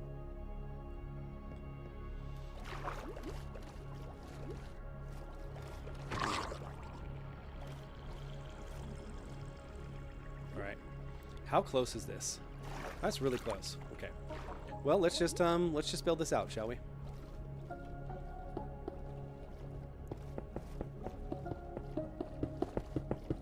Oh yeah. Get this swim bridge. That's right. It's not a speed bridge, it's a swim bridge. You even swim bridge, bro? Depends on the day, maybe. Nice, let's go. Whoop. Hey guy, what you doing? I think I'm kind of cooking with this path design right now. I think I'm doing pretty good. Yeah? Uh-huh. Whoop.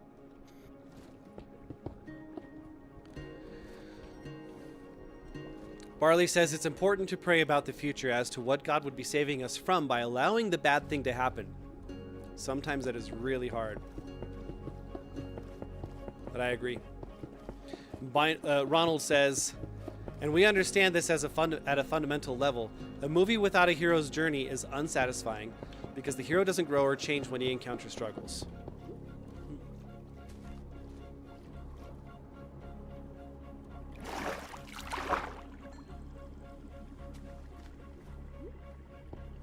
Sometimes people just get blessed with that. You know, I was watching actually a video that was talking about how Captain America didn't follow the normal hero's journey because he already started with a moral compass where he already knew this is right, and that they were able to make it work on that hero journey despite that. And I thought it was an interesting take. It's not something I had really thought about. You know, he was the Boy Scout. He was the one that was really the moral center of the Avengers.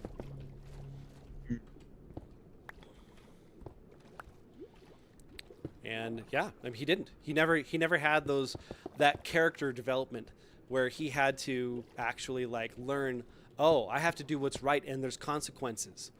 And sometimes the consequences is that the people that I love that suffer. You know, think about Peter Parker and the Spider-Man. You know, with great power must also come responsibility. Everyone that I love, when they stay around me, they just get hurt.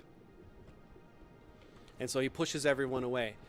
Not so with Captain America. Like in Winter Soldier,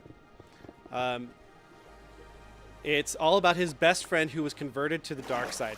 His brain was brainwashed, and his singular mission was to kill his best friend, Captain America, Steve Rogers. And so they were in the very end. It's been out for like 15 years. Okay, if you haven't seen it, whatever. Whatever.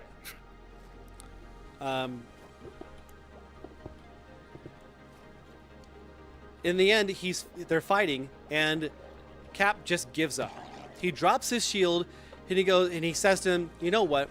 If you're just gonna kill me, then fine. I am not okay with killing my best friend. I am not going to be the one who does that. I refuse to be the one to do that."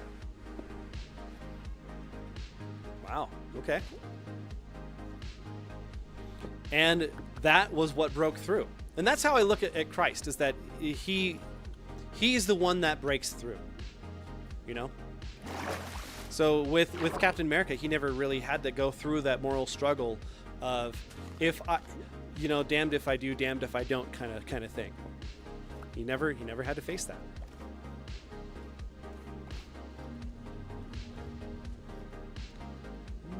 How much do I have to go up? Like 8 blocks? Okay. Let's just go 3.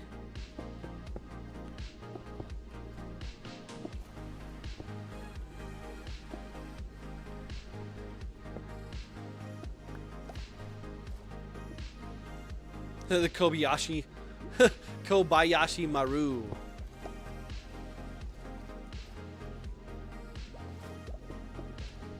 All right, what is Barley saying there? Let me go back and read that.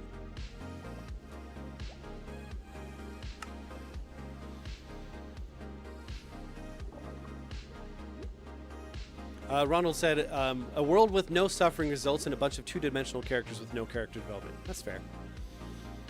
Barley says, "If we asked God, he could just drop it within us. Jesus suffered already. We can inherit what he earned, learned, and worked for because of his water and blood poured on us.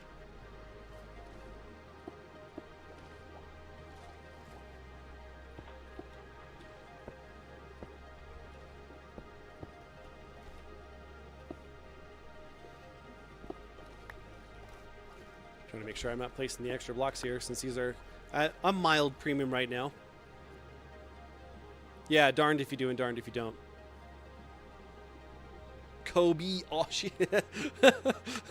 That's funny.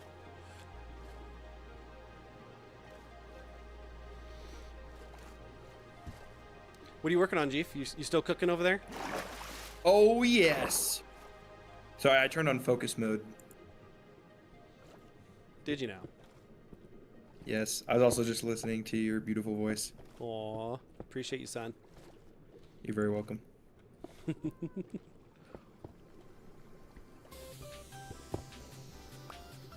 So I'll have to go back through and kind of scale this a little bit with maybe some slabs or stairs or something like that. That's what we did over there.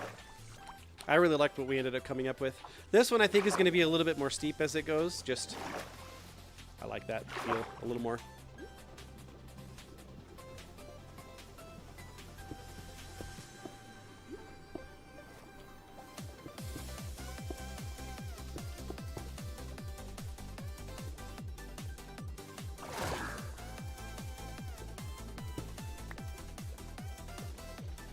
Yeah, you just need to have bass guitar and burritos.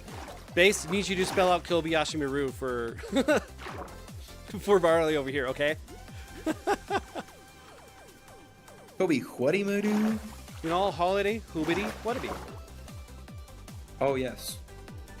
Of course. Yes.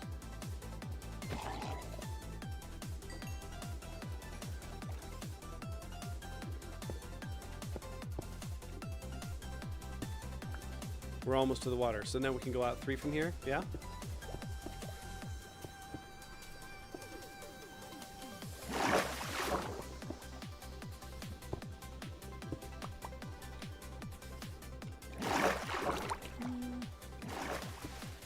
Yep, let's go back one more. Yep, I like that. That's better.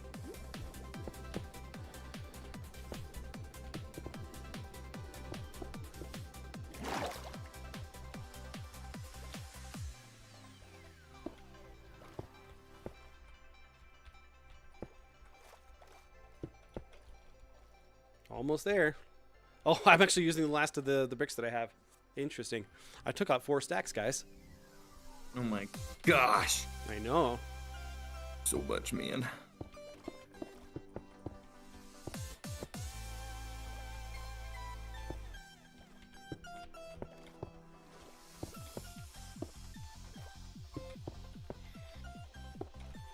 Come on now.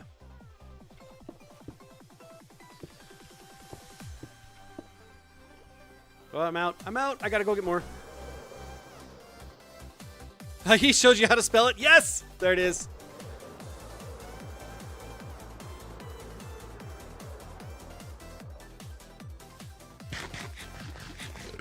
All right, just need a few more. That's good. Oh, okay, that's the wall. Don't hit the wall. Okay, it hurts. Hey, watch out! The wall hurts.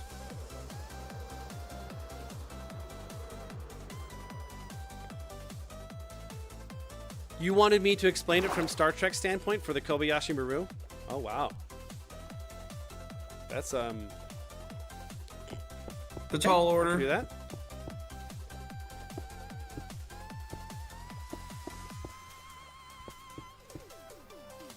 There we go. That's better.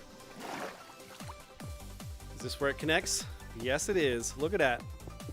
Okay, we've now officially connected the whole thing. You should have like a glitch, dude.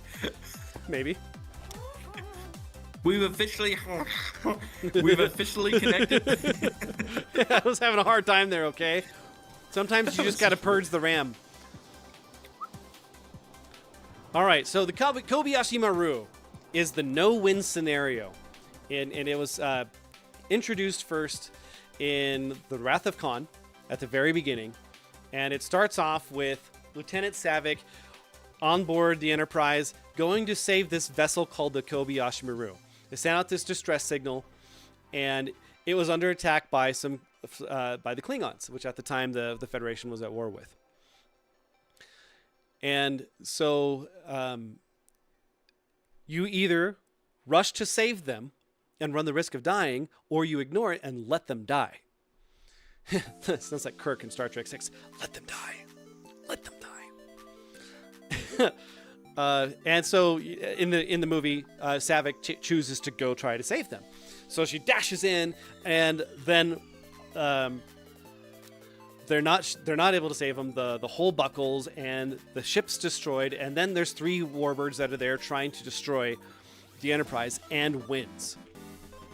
And so in the book, it actually goes a lot further into what the psyche was for Saavik on that.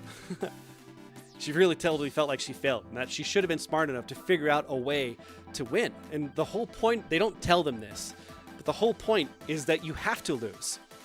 There is no win in that scenario that's there. And it's to teach you that you have to be principled and make the right choice and be okay with the consequences because you chose correctly. You chose the right thing. The end does not justify the means, kind of a thing. And it was a command thing. Like if you're going to be the captain of a ship or in the army or whatever, you're in charge of people's lives, and the decisions you make have life and death consequences. So that's what happened. So in the movie, though, Kirk said, "I don't believe in the no-win scenario." Well, when it comes to sin, there is no way out. There is no winning against sin by yourself. Not by yourself. But that's why it is that Christ came and died, and he created that pathway for us. And it's free. It's totally free. So with Kirk, he cheated. So what he did in there for the Kobayashi Maru is after he failed, he went in and changed the programming and literally cheated, made it so that he could win. He made it so he could win. He changed the rules of the game. Well, in life you can't change the rules. They are what they are. That's just the way it is. So that's the Kobayashi Maru. Hope I did it justice. Justice was indeed served. I don't like that part right there. You guys see that? It doesn't really curve the way that it should. It's like it needs to curve as it's going up. Yep, that's what it needs to do. Jeef! Yes. I gotta check out your handiwork, dude. All right.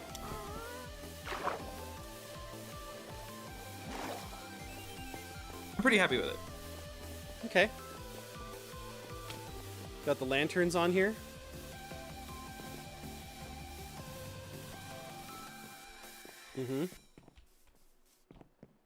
It's very cozy in my professional opinion. You said you were over him, but his hoodie is still in your rotation. It's time. Grab your phone. Jesus' cheat code was to push through and die for us. He overcame evil by the no-win scenario. He's the one that changed the rules of the game. But he's God. He could do that. This is cool, dude. Okay. What if you did copper lanterns instead? Oh, I'm game. Like for just going down here, since it's kind of going down to the water. Okay. Where it's going to have that kind of feel about it. You Yeah, know what I mean, okay. Vern? Yes. Do you want him to patina or no? Yeah, I think so. Okay. I got you, mate. Give me a second. You could have it like where like the top couple ones don't patina, and then it like slowly weathers down as it comes down. But I think in order to do that, you just need to place them, let them patina, and then pull them back and wax them.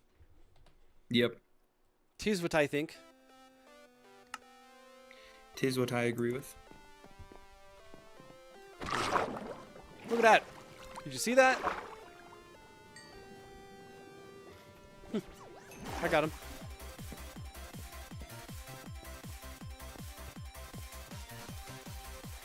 Yeah, this curve is too steep. I can work on that, though.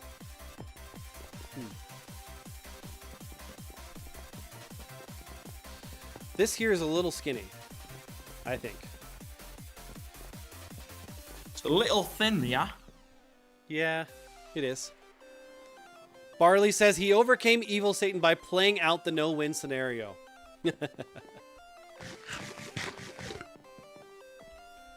All right, so if you're going to kind of do this like oaky look kind of thing. Dude, what if we did oak bookshelves on it? Ooh, that might be kind of cool. I don't know. Like, that's really expensive. But that's okay.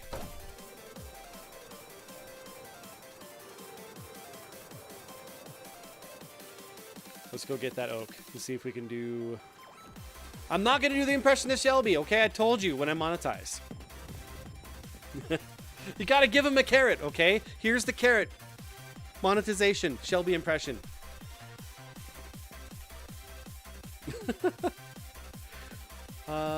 Okay, let me go put the dirt back.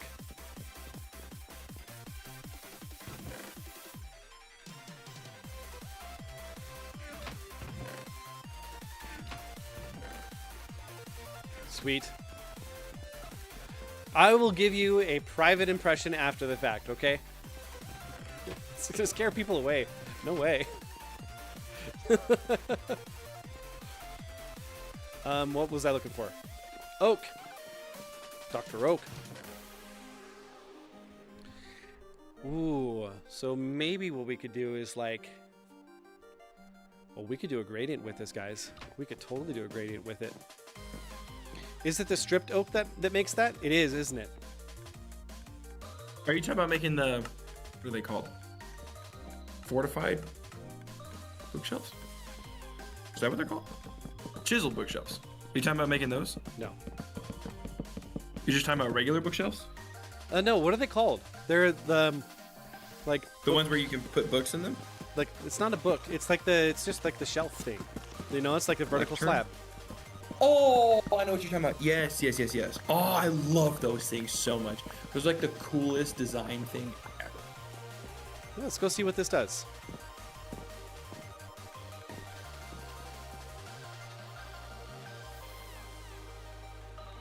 Let's just make...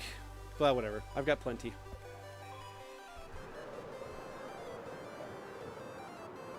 Oh, I really like that, dude. That's really cool. We just need to work on the wall some, and I think it'll be good. Whoop.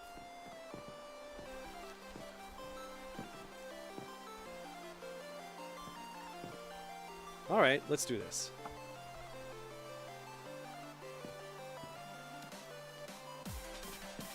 Maybe it's just like the one below is what it's going to do. I think you missed a stair, sir. I don't think so. Are you talking about that one gap in the middle there? Uh-huh. No, that's an intentional gap. You want Maybe. people to fall? I might fix it. Yeah, pretty much. Summary.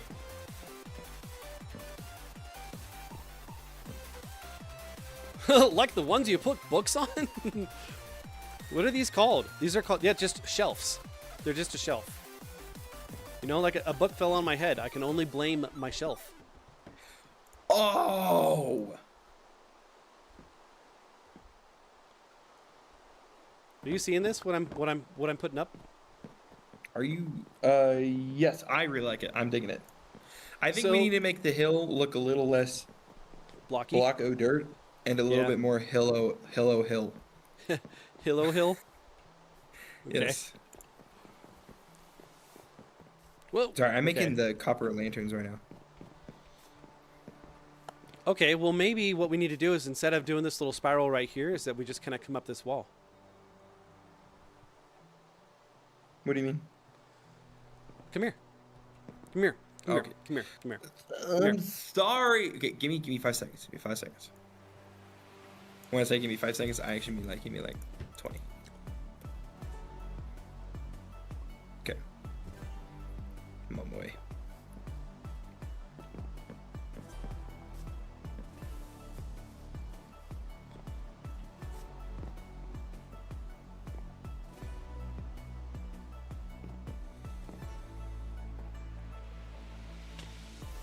So, So what if we just One up this wall here.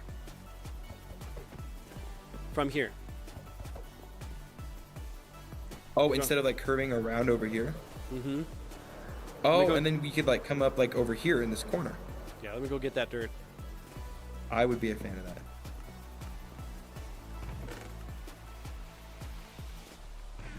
Whoop.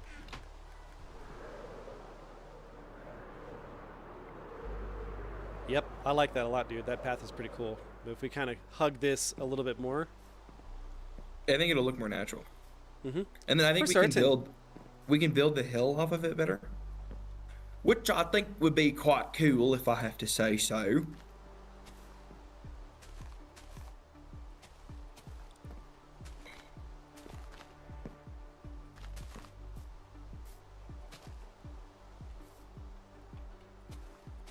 Yeah, like this maybe. Mm-hmm.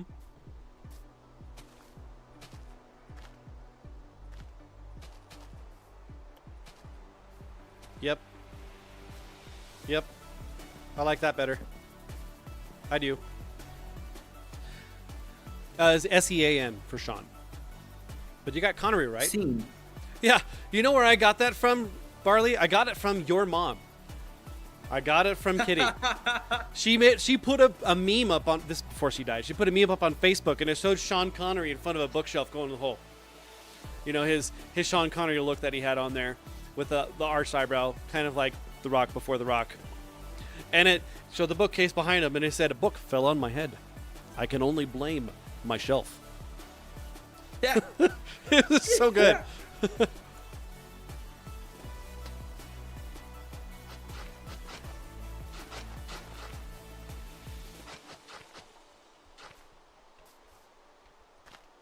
Okay.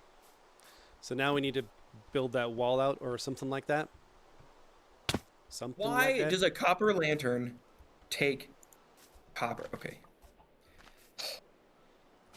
I'm Did wasting you my ask time, I'm why sorry. it took copper? Yes. I thought it would have just taken a copper torch. Nope. I didn't check the recipe all the way. She had a thing for him. Yeah, well, he was probably the most famous James Bond ever, so it makes all the sense.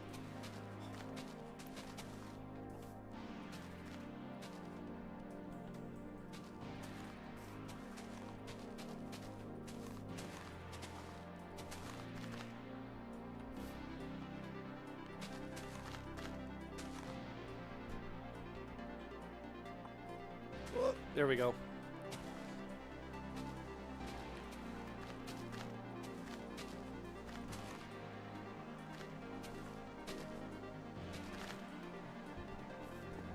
Let's go take a look at this, see what it looks like.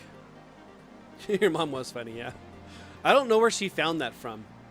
Like, if that was something that she just came up with or she just found it somewhere and put it up. It was really funny, though.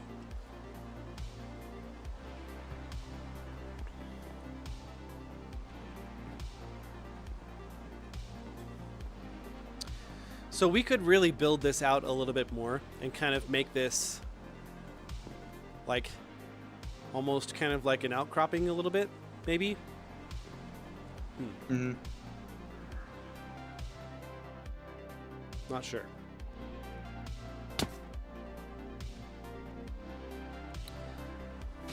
Maybe that's the way to go on it.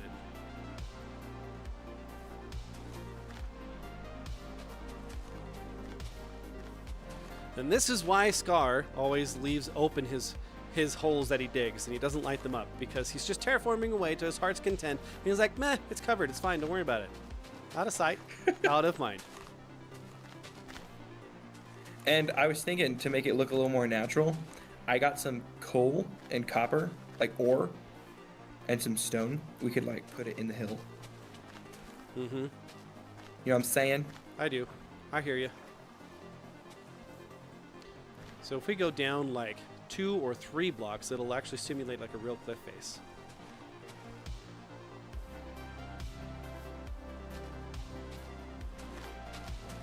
I don't know. This might be a bit of an undertaking. We'll see. Worth it.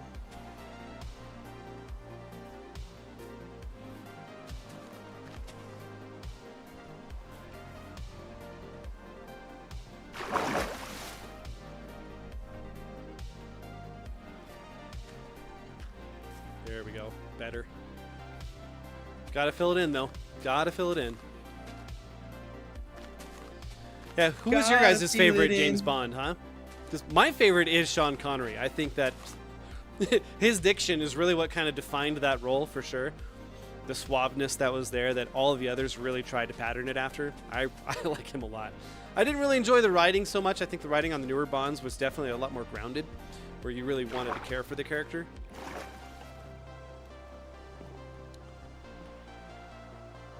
But I really liked his version of it. Then after that, it was probably Pierce Brosnan for me, I think. Shoot.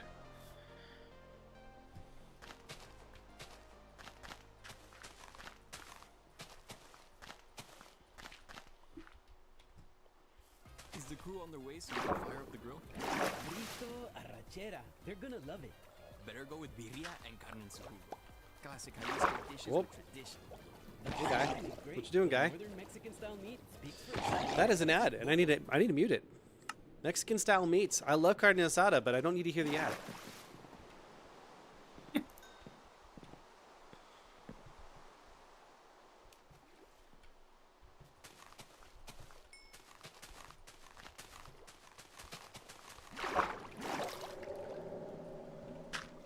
Almost there.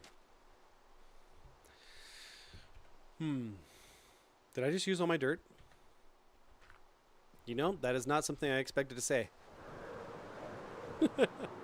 Did I use all my dirt? All of your dirt. I don't know. Did you eat it? Did you eat it? I got hungry. Sorry. I needed my fiber. Fibre.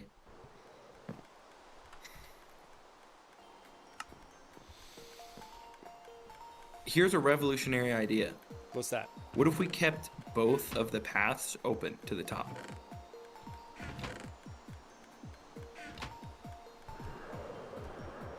I'm honestly kind of digging this idea. Both of the paths open to the top? Yeah, so you know how like we've made this other one going up here? What if we also leave this one? I'd rather it just kind looks- of be like a grassy knoll outlook. Ah, okay, I'll get rid of it. No problem. I get where you're going with it, but I no. What would you actually build? Like if it was a real place thing, how would you do it? That's what I'm trying to go for.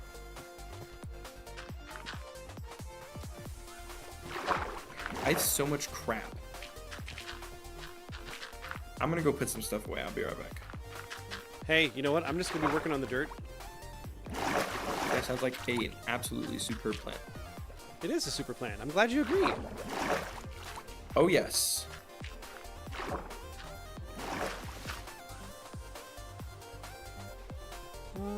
I think I needed. Yep.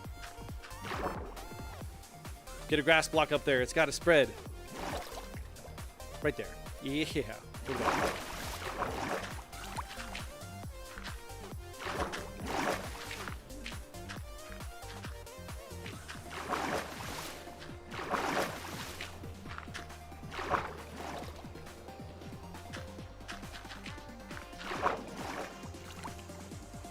Oh, can't jump there. There it is, right here. Kinda. It's kind of what I was thinking. This needs to be a little bit higher, though, I think. Yep. Like that. Yep, that is better. Me gusta. Okay. That looks a lot better, I think.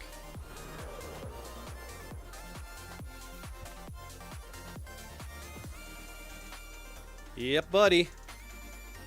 We've been talking about adding on this for a long time, haven't we? Look at this.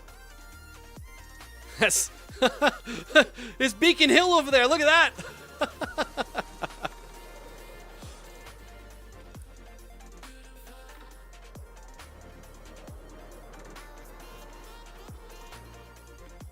Yeah, I like how it kind of wraps around and then comes back down. That's neat. That's really neat. I like that a lot. Mm-hmm. Mm-hmm.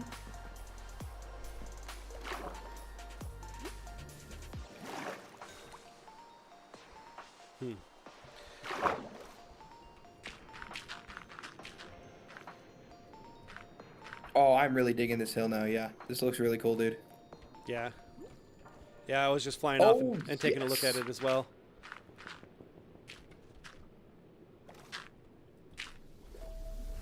Nice. Gotta figure out if we're actually gonna try to like carry this out a little more, or is this actually is gonna kind of be like a face? Like, I kind of think that maybe this like needs to come out here a little bit.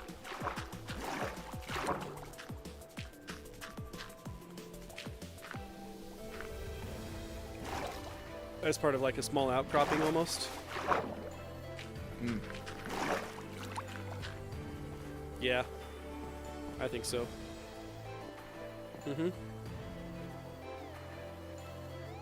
Kind of hard to think that that cliff over there was actually naturally formed. Like, we didn't add to that at all. It generated in like that. It's kind of nice. It's kind of nice.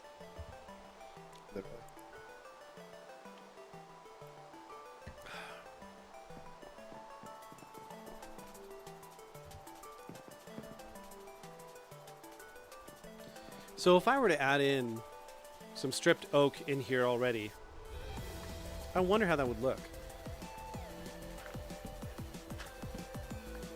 Probably is going to look really good, and it's going to be very expensive. Yeah. Yeah, I think that's going to be the way to go, isn't it? At least for a few, and then maybe we can get like another colored light brownish thing that's going to be in there as it kind of fades down. Like, think about what we did on the wall over here, where we used the deep slate and then kind of turned into blackstone. That's what I'm thinking we can do there. Since we started with the birch. Yep. Yep. Let's get the oak. Let's do it. Man, it's really framey over here. I come over here and it's like, I can't do it. It's too much to load, guys. It got too much.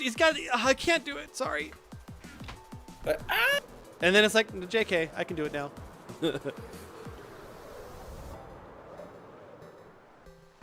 Okay. So I say we go 2 down. I think that's going to be good.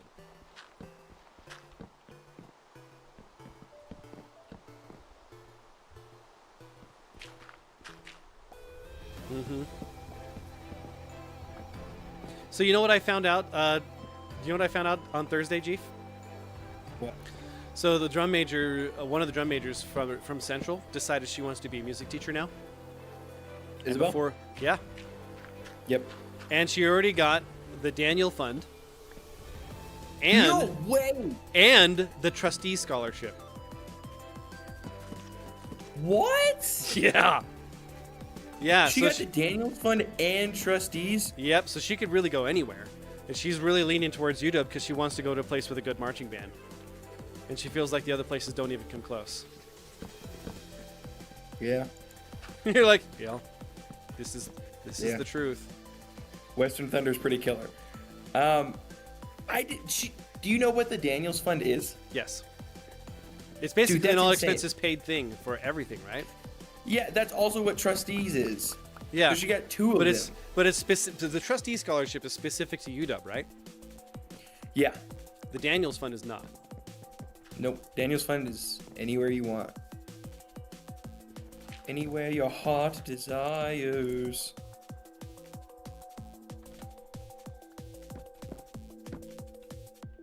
That's insane, dude. Wow, she is locked in, dude. That is Yeah. really impressive. I was down on the floor waiting for Cake to finish putting chairs away, and she came and found me and wanted to tell me about it. Because we had talked on a bus ride up during one of the performances about how she wasn't sure she wanted to be a teacher or not. She wasn't sure which direction she was going to go. And I guess marching band changed her mind.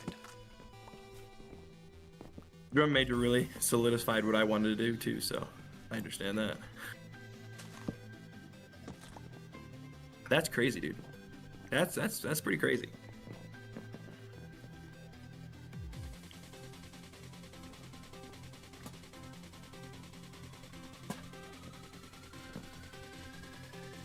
I cannot believe she got both of those scholarships. That is so crazy. It is really hard to get the Daniels Fund scholarship. Yeah. Like that is you have to go through like it's like 4 rounds of interviews and it's like a nationwide scholarship that everyone applies for. Is it? Like they get like hundreds of thousands of applications, and like I want to say like 100 people get it or something like that. Like it's very few people who get it. I didn't know that.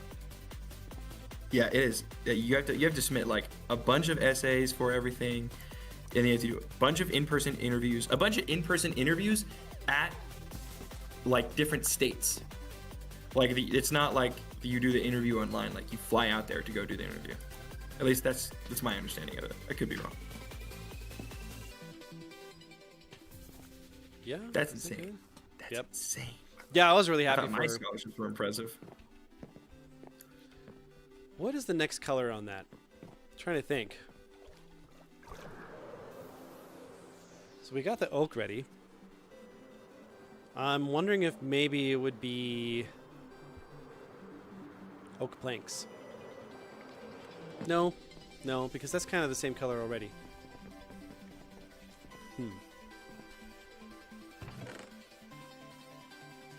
Right? I mean, it is a little darker. Let's just try that. Let's see where it takes us.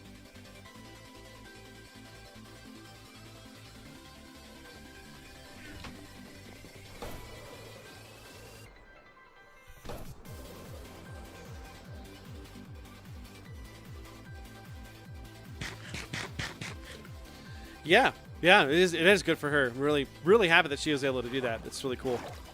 And to Jeef's point, not a lot of people actually go get that fund, so it's really hard to actually get to that level. Yeah, like that is really hard. Like I only know one other person who got the Daniels fund, and it's Ellie's brother. Yeah. And he did not get trustees, which that's still insane.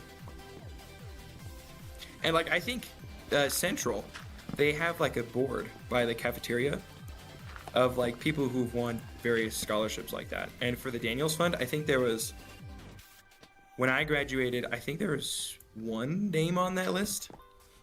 So now I wouldn't be surprised if Isabel is the second or That's something cool. like that. Good for her. Yeah, dude.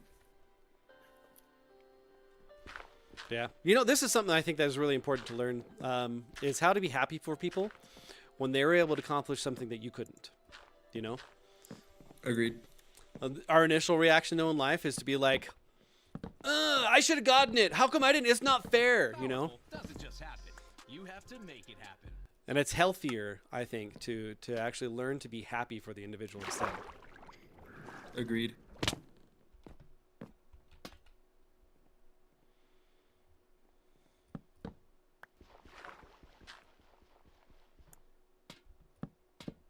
There we go. Good. Take a look at it. Take a look at it. Take it. Okay. I can kind of see where that's going a little bit.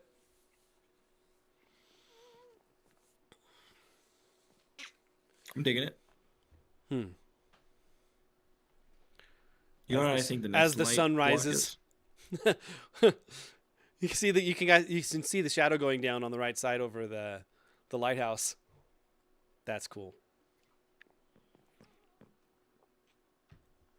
You know, I don't know about you, but I'm really kind of starting to dig my blue armor that I got. Yeah. I kind of starting to like it. Yeah, it's growing on me. Barley says, "Right on, Maestro. Don't let the little green monster win out." But Jeef didn't go so badly with the Taco Bell grant. Nope, he got a full ride too. Yep, that's right. He did. Pretty much. Hopefully, I can get it again. Oh my gosh, if I get it again, that'd be so cool. Speaking of, good news on that. I emailed their like support group about what next year would look like if I got like an apartment, had to pay rent with the scholarship. And they were like, you could totally pay for rent with the scholarship. I just have to send them my rent agreement, and then I can request up to 3 months in advance of rent, which is pretty sweet. Wow. Yeah, the only difference is that it doesn't count as a qualified educational cost.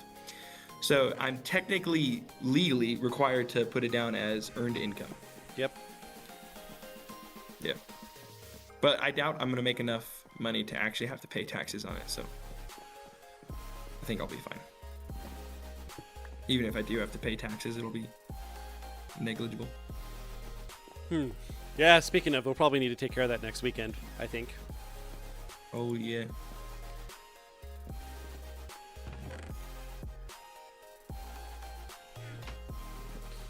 Light gray.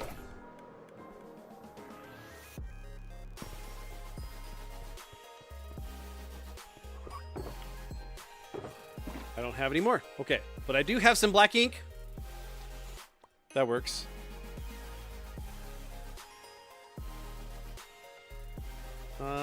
Let's just turn that to ink so we can just kind of combine stuff together.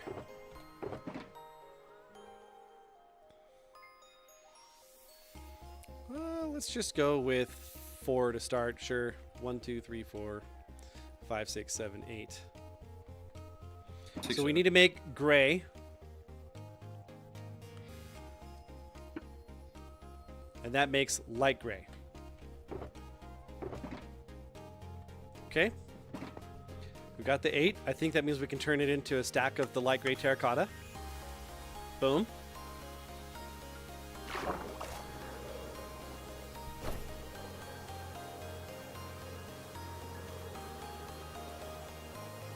Yep. Dude, this is kind of like a really cool build that we're making right now. Yeah, yeah. I think it's really neat to be creative with somebody at the same time.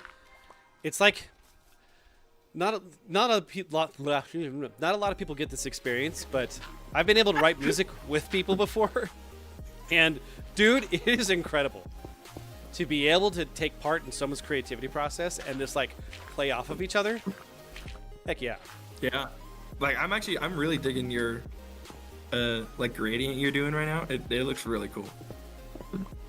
I was kind of expecting us to kind of like try and like make it look like a naturally formed hill, but I kind of enjoy that you're more making it look like this is our thing. It's gradientized.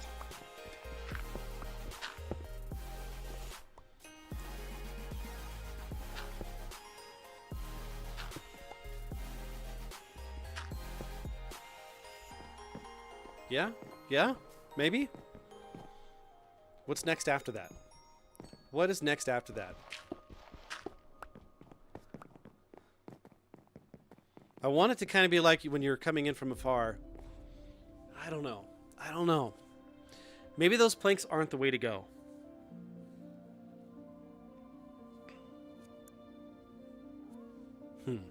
I really do like the planks. The like planks after the logs. Mm-hmm. I really like that. It's like a really nice gradient. Have you thought about maybe using mud after the planks? That might be kind of a cool gradient. It's gonna be really dark. I think mud might be a little bit lighter than oak actually. No, you're talking about packed mud. Yeah. Sorry, that's what I was thinking of. My bad. I did not distinguish that. Yes, Okay. packed mud. Yeah, I can make that happen. I think if Okay. you don't turn it into bricks, but if you just leave it as just packed mud, Mm-hmm. that'll have like a cool texture.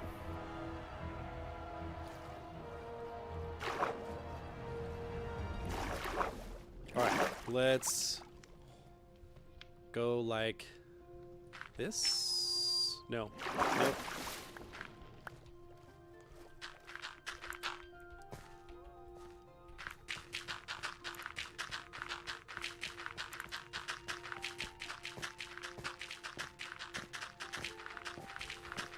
We're gonna get a stack of mud. So this is how you do mud. You place down dirt, you get a water bottle, and you put the water bottle in it, and it makes mud. Makes sense, right? Yes. So we're just gonna use one though. And just go clicking back and forth and back and forth. Watch this. Bink.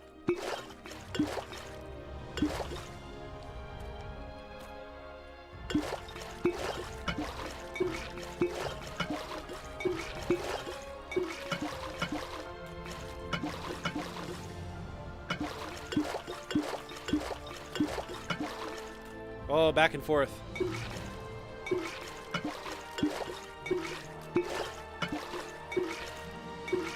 We're just You know, you just sing the song. Splish splash, I was taking a bath, having fun on a Saturday night.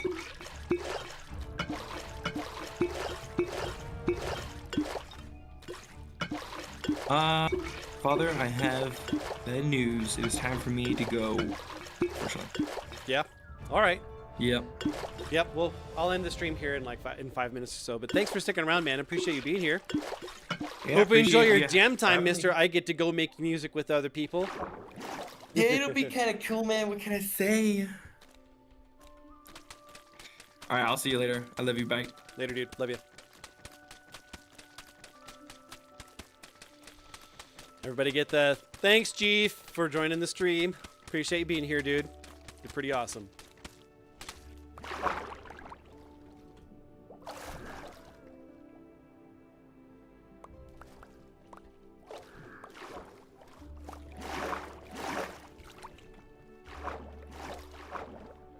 Gotta pick up the blocks now. This is the only problem. It just makes a mess.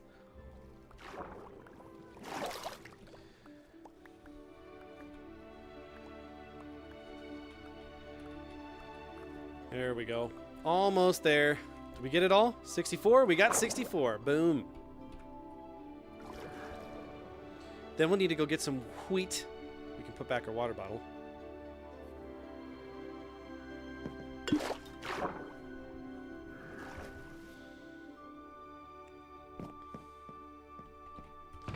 Put back the water. Where did I get the magenta wool from?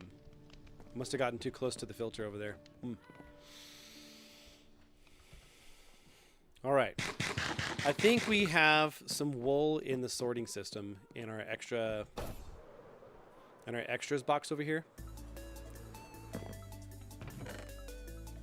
Did I say wool? Wheat. I just meant wheat. Wheat. We don't need the trident. There we go. We got wheat here. Okay. So to make packed mud, 1 wheat, 1 mud. Okay. Let's go see if the Jeefmeister was right, huh? He probably is. He's a pretty smart kid. There's a reason why he got the Live Moss Fund.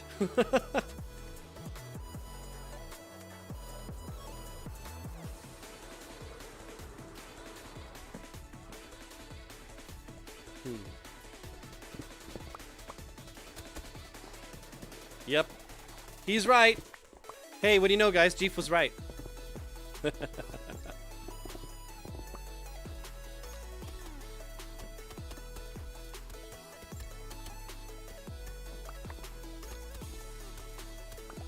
There we go. Then maybe we could do the terracotta underneath it. Yeah! See, look at that. And we're out of wheat. Okay. Well, we have a bunch more wheat at our OG base. So I say we go over there, grab that, we can finish off the mud and call it a day.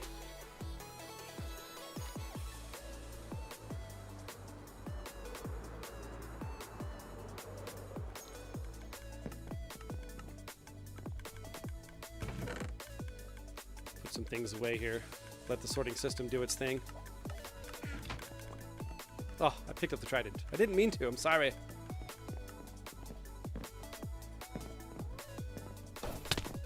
Oh.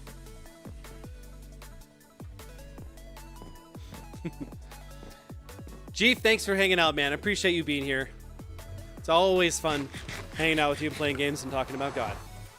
I love it.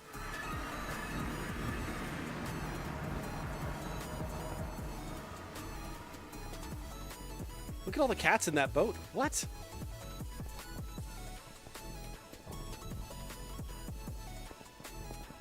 Oh, yep, the boats are still janky. One day, Mojang will fix Bedrock all the way.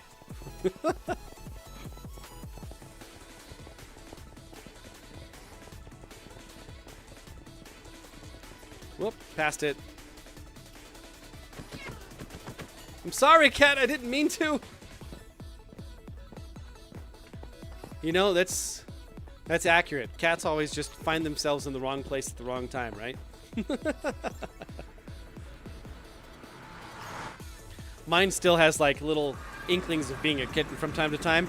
I was sleeping, and he was at my feet, and my covers had kind of uncovered my feet a little bit, but still my sheets were on there, and I had twitched a little bit. My feet moved, and he's all like, and he just he clawed at my foot. And he dug in deep. It hurt.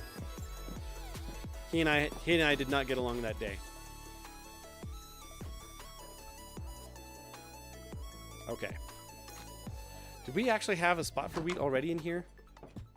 I want to say we did. Well, apparently it's not there. Looks like I might need to just actually go farm it then. That's right. Where's Farmer Sam when we need him here?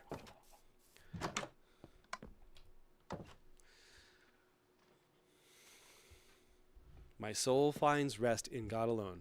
My salvation comes from him. Yep. David was a smart dude. Yes, he was. All right, let's get all the wheat. Oh, look at that. We can actually fix it. Hey.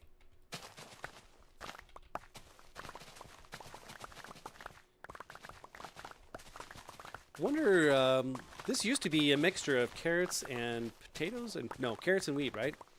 I wonder who came through and just replaced it all with wheat. What do you know? Oh, I haven't seen jack-o'-lanterns in this one. Look, the whole thing glows. Wow, okay. Vanilla RTX for the win on that one. Let's go ahead and turn back on the music. All right, we gotta do some planting. Planting of the seeds.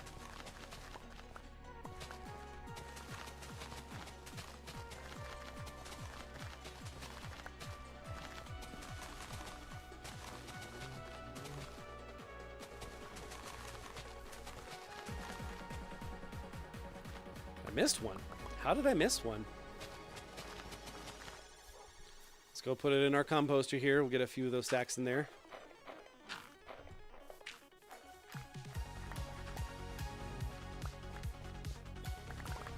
Nice.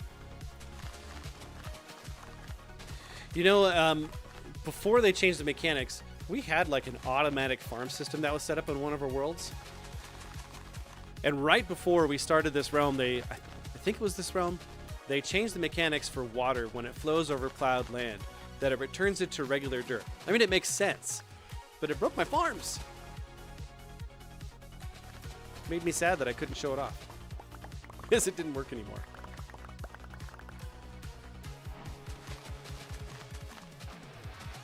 You are not a God who takes pleasure in evil. That's right. He desires obedience, not sacrifice. There's a whole reason why he rejected Saul. Was because Saul tried to justify his actions by making the sacrifice, knowing what he was doing was wrong. Sad. All right, put in the rest of these.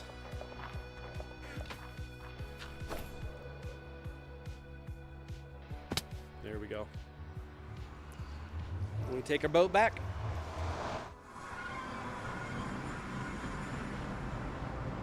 Oh, you know what I can do is I can actually just make that packed mud now. I don't need to wait for no crafting table.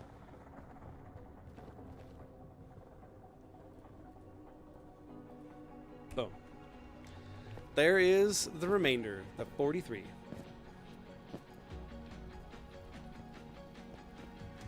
Whoop, that's a gap. Whoop. Come on, boats, don't be janky, please. There we go.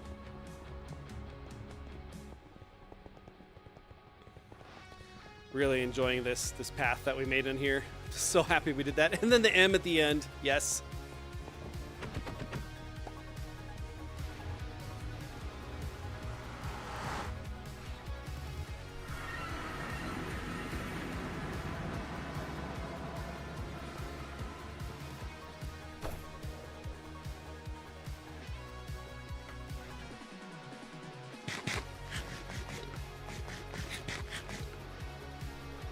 There we go.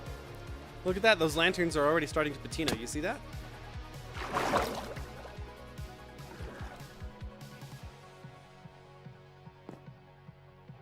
Nice. Okay. So we got the packed mud. We can finish this off.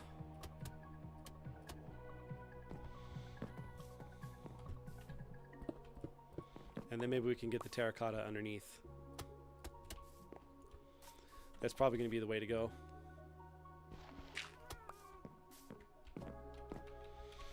Yep, let's do it. Let's take that terracotta and see if we can make that work.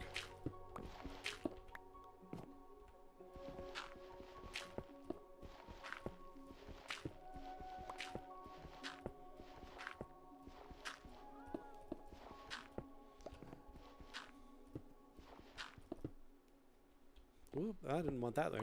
Nope. Okay. Maybe just a couple more. All right. Let's fly away and go take a look-sees. Yep. That's a lot better. I like that a lot. Maybe I can work in a little bit of the mud bricks in there instead of just the straight packed mud. It might give it a little more texture. Yeah. Yep. Okay, let's get on Ghastly over here and we can wrap things up and show off what we got done here today. First time. I'm a pro. All right, guys, thank you very much for being here today on this Lovely Friday stream. I imagine as time goes by, we'll probably have more of these Friday streams. This way, I'm not really interfering with XP Church so much because they usually have their stuff that's going on right when I start streaming on Saturday. So we'll see kind of how it goes in the future. Depends on if we're actually going to have things going on or not. So we'll see. But we were able to get a decent amount done. We were able to get conduit power over all of the ocean here. So now you can just breathe water forever. Oh, yeah. Yeah. Dreams do come true. Dreams do come true. And then we were able to connect the path up from down over here. Got a little bit of button-up work to do, I think, in that section there. But Jeef's masterpiece over here with the lighting and coming down with the path. We got a bit of a gradient going on there. Yeah. It's good stuff, man. Love working with that kid. He's pretty awesome. He's not even a kid anymore. He's an adult. He's almost 19. I mean, come on. Who am I kidding? Okay. All right, guys. Well, let's wrap this up here. So first and foremost, I wanted to thank Barley and Coffee Lady for supporting me so much and everything that we're doing here. For the guys that are on the realm with me, for Matt and for Will, for Absolutely Clueless whenever she pops in, for Holistic Cake and for Jeef. We couldn't have built this without them for sure, and I'm really loving it. I love the fact that we've been able to talk about Jesus and how he's really the source of everything that we've got going on here. We've got the lighthouse with the beacon power, the lighthouse with more beacon power. Oh man, I really enjoy this a lot. This is fun. This is a lot of fun.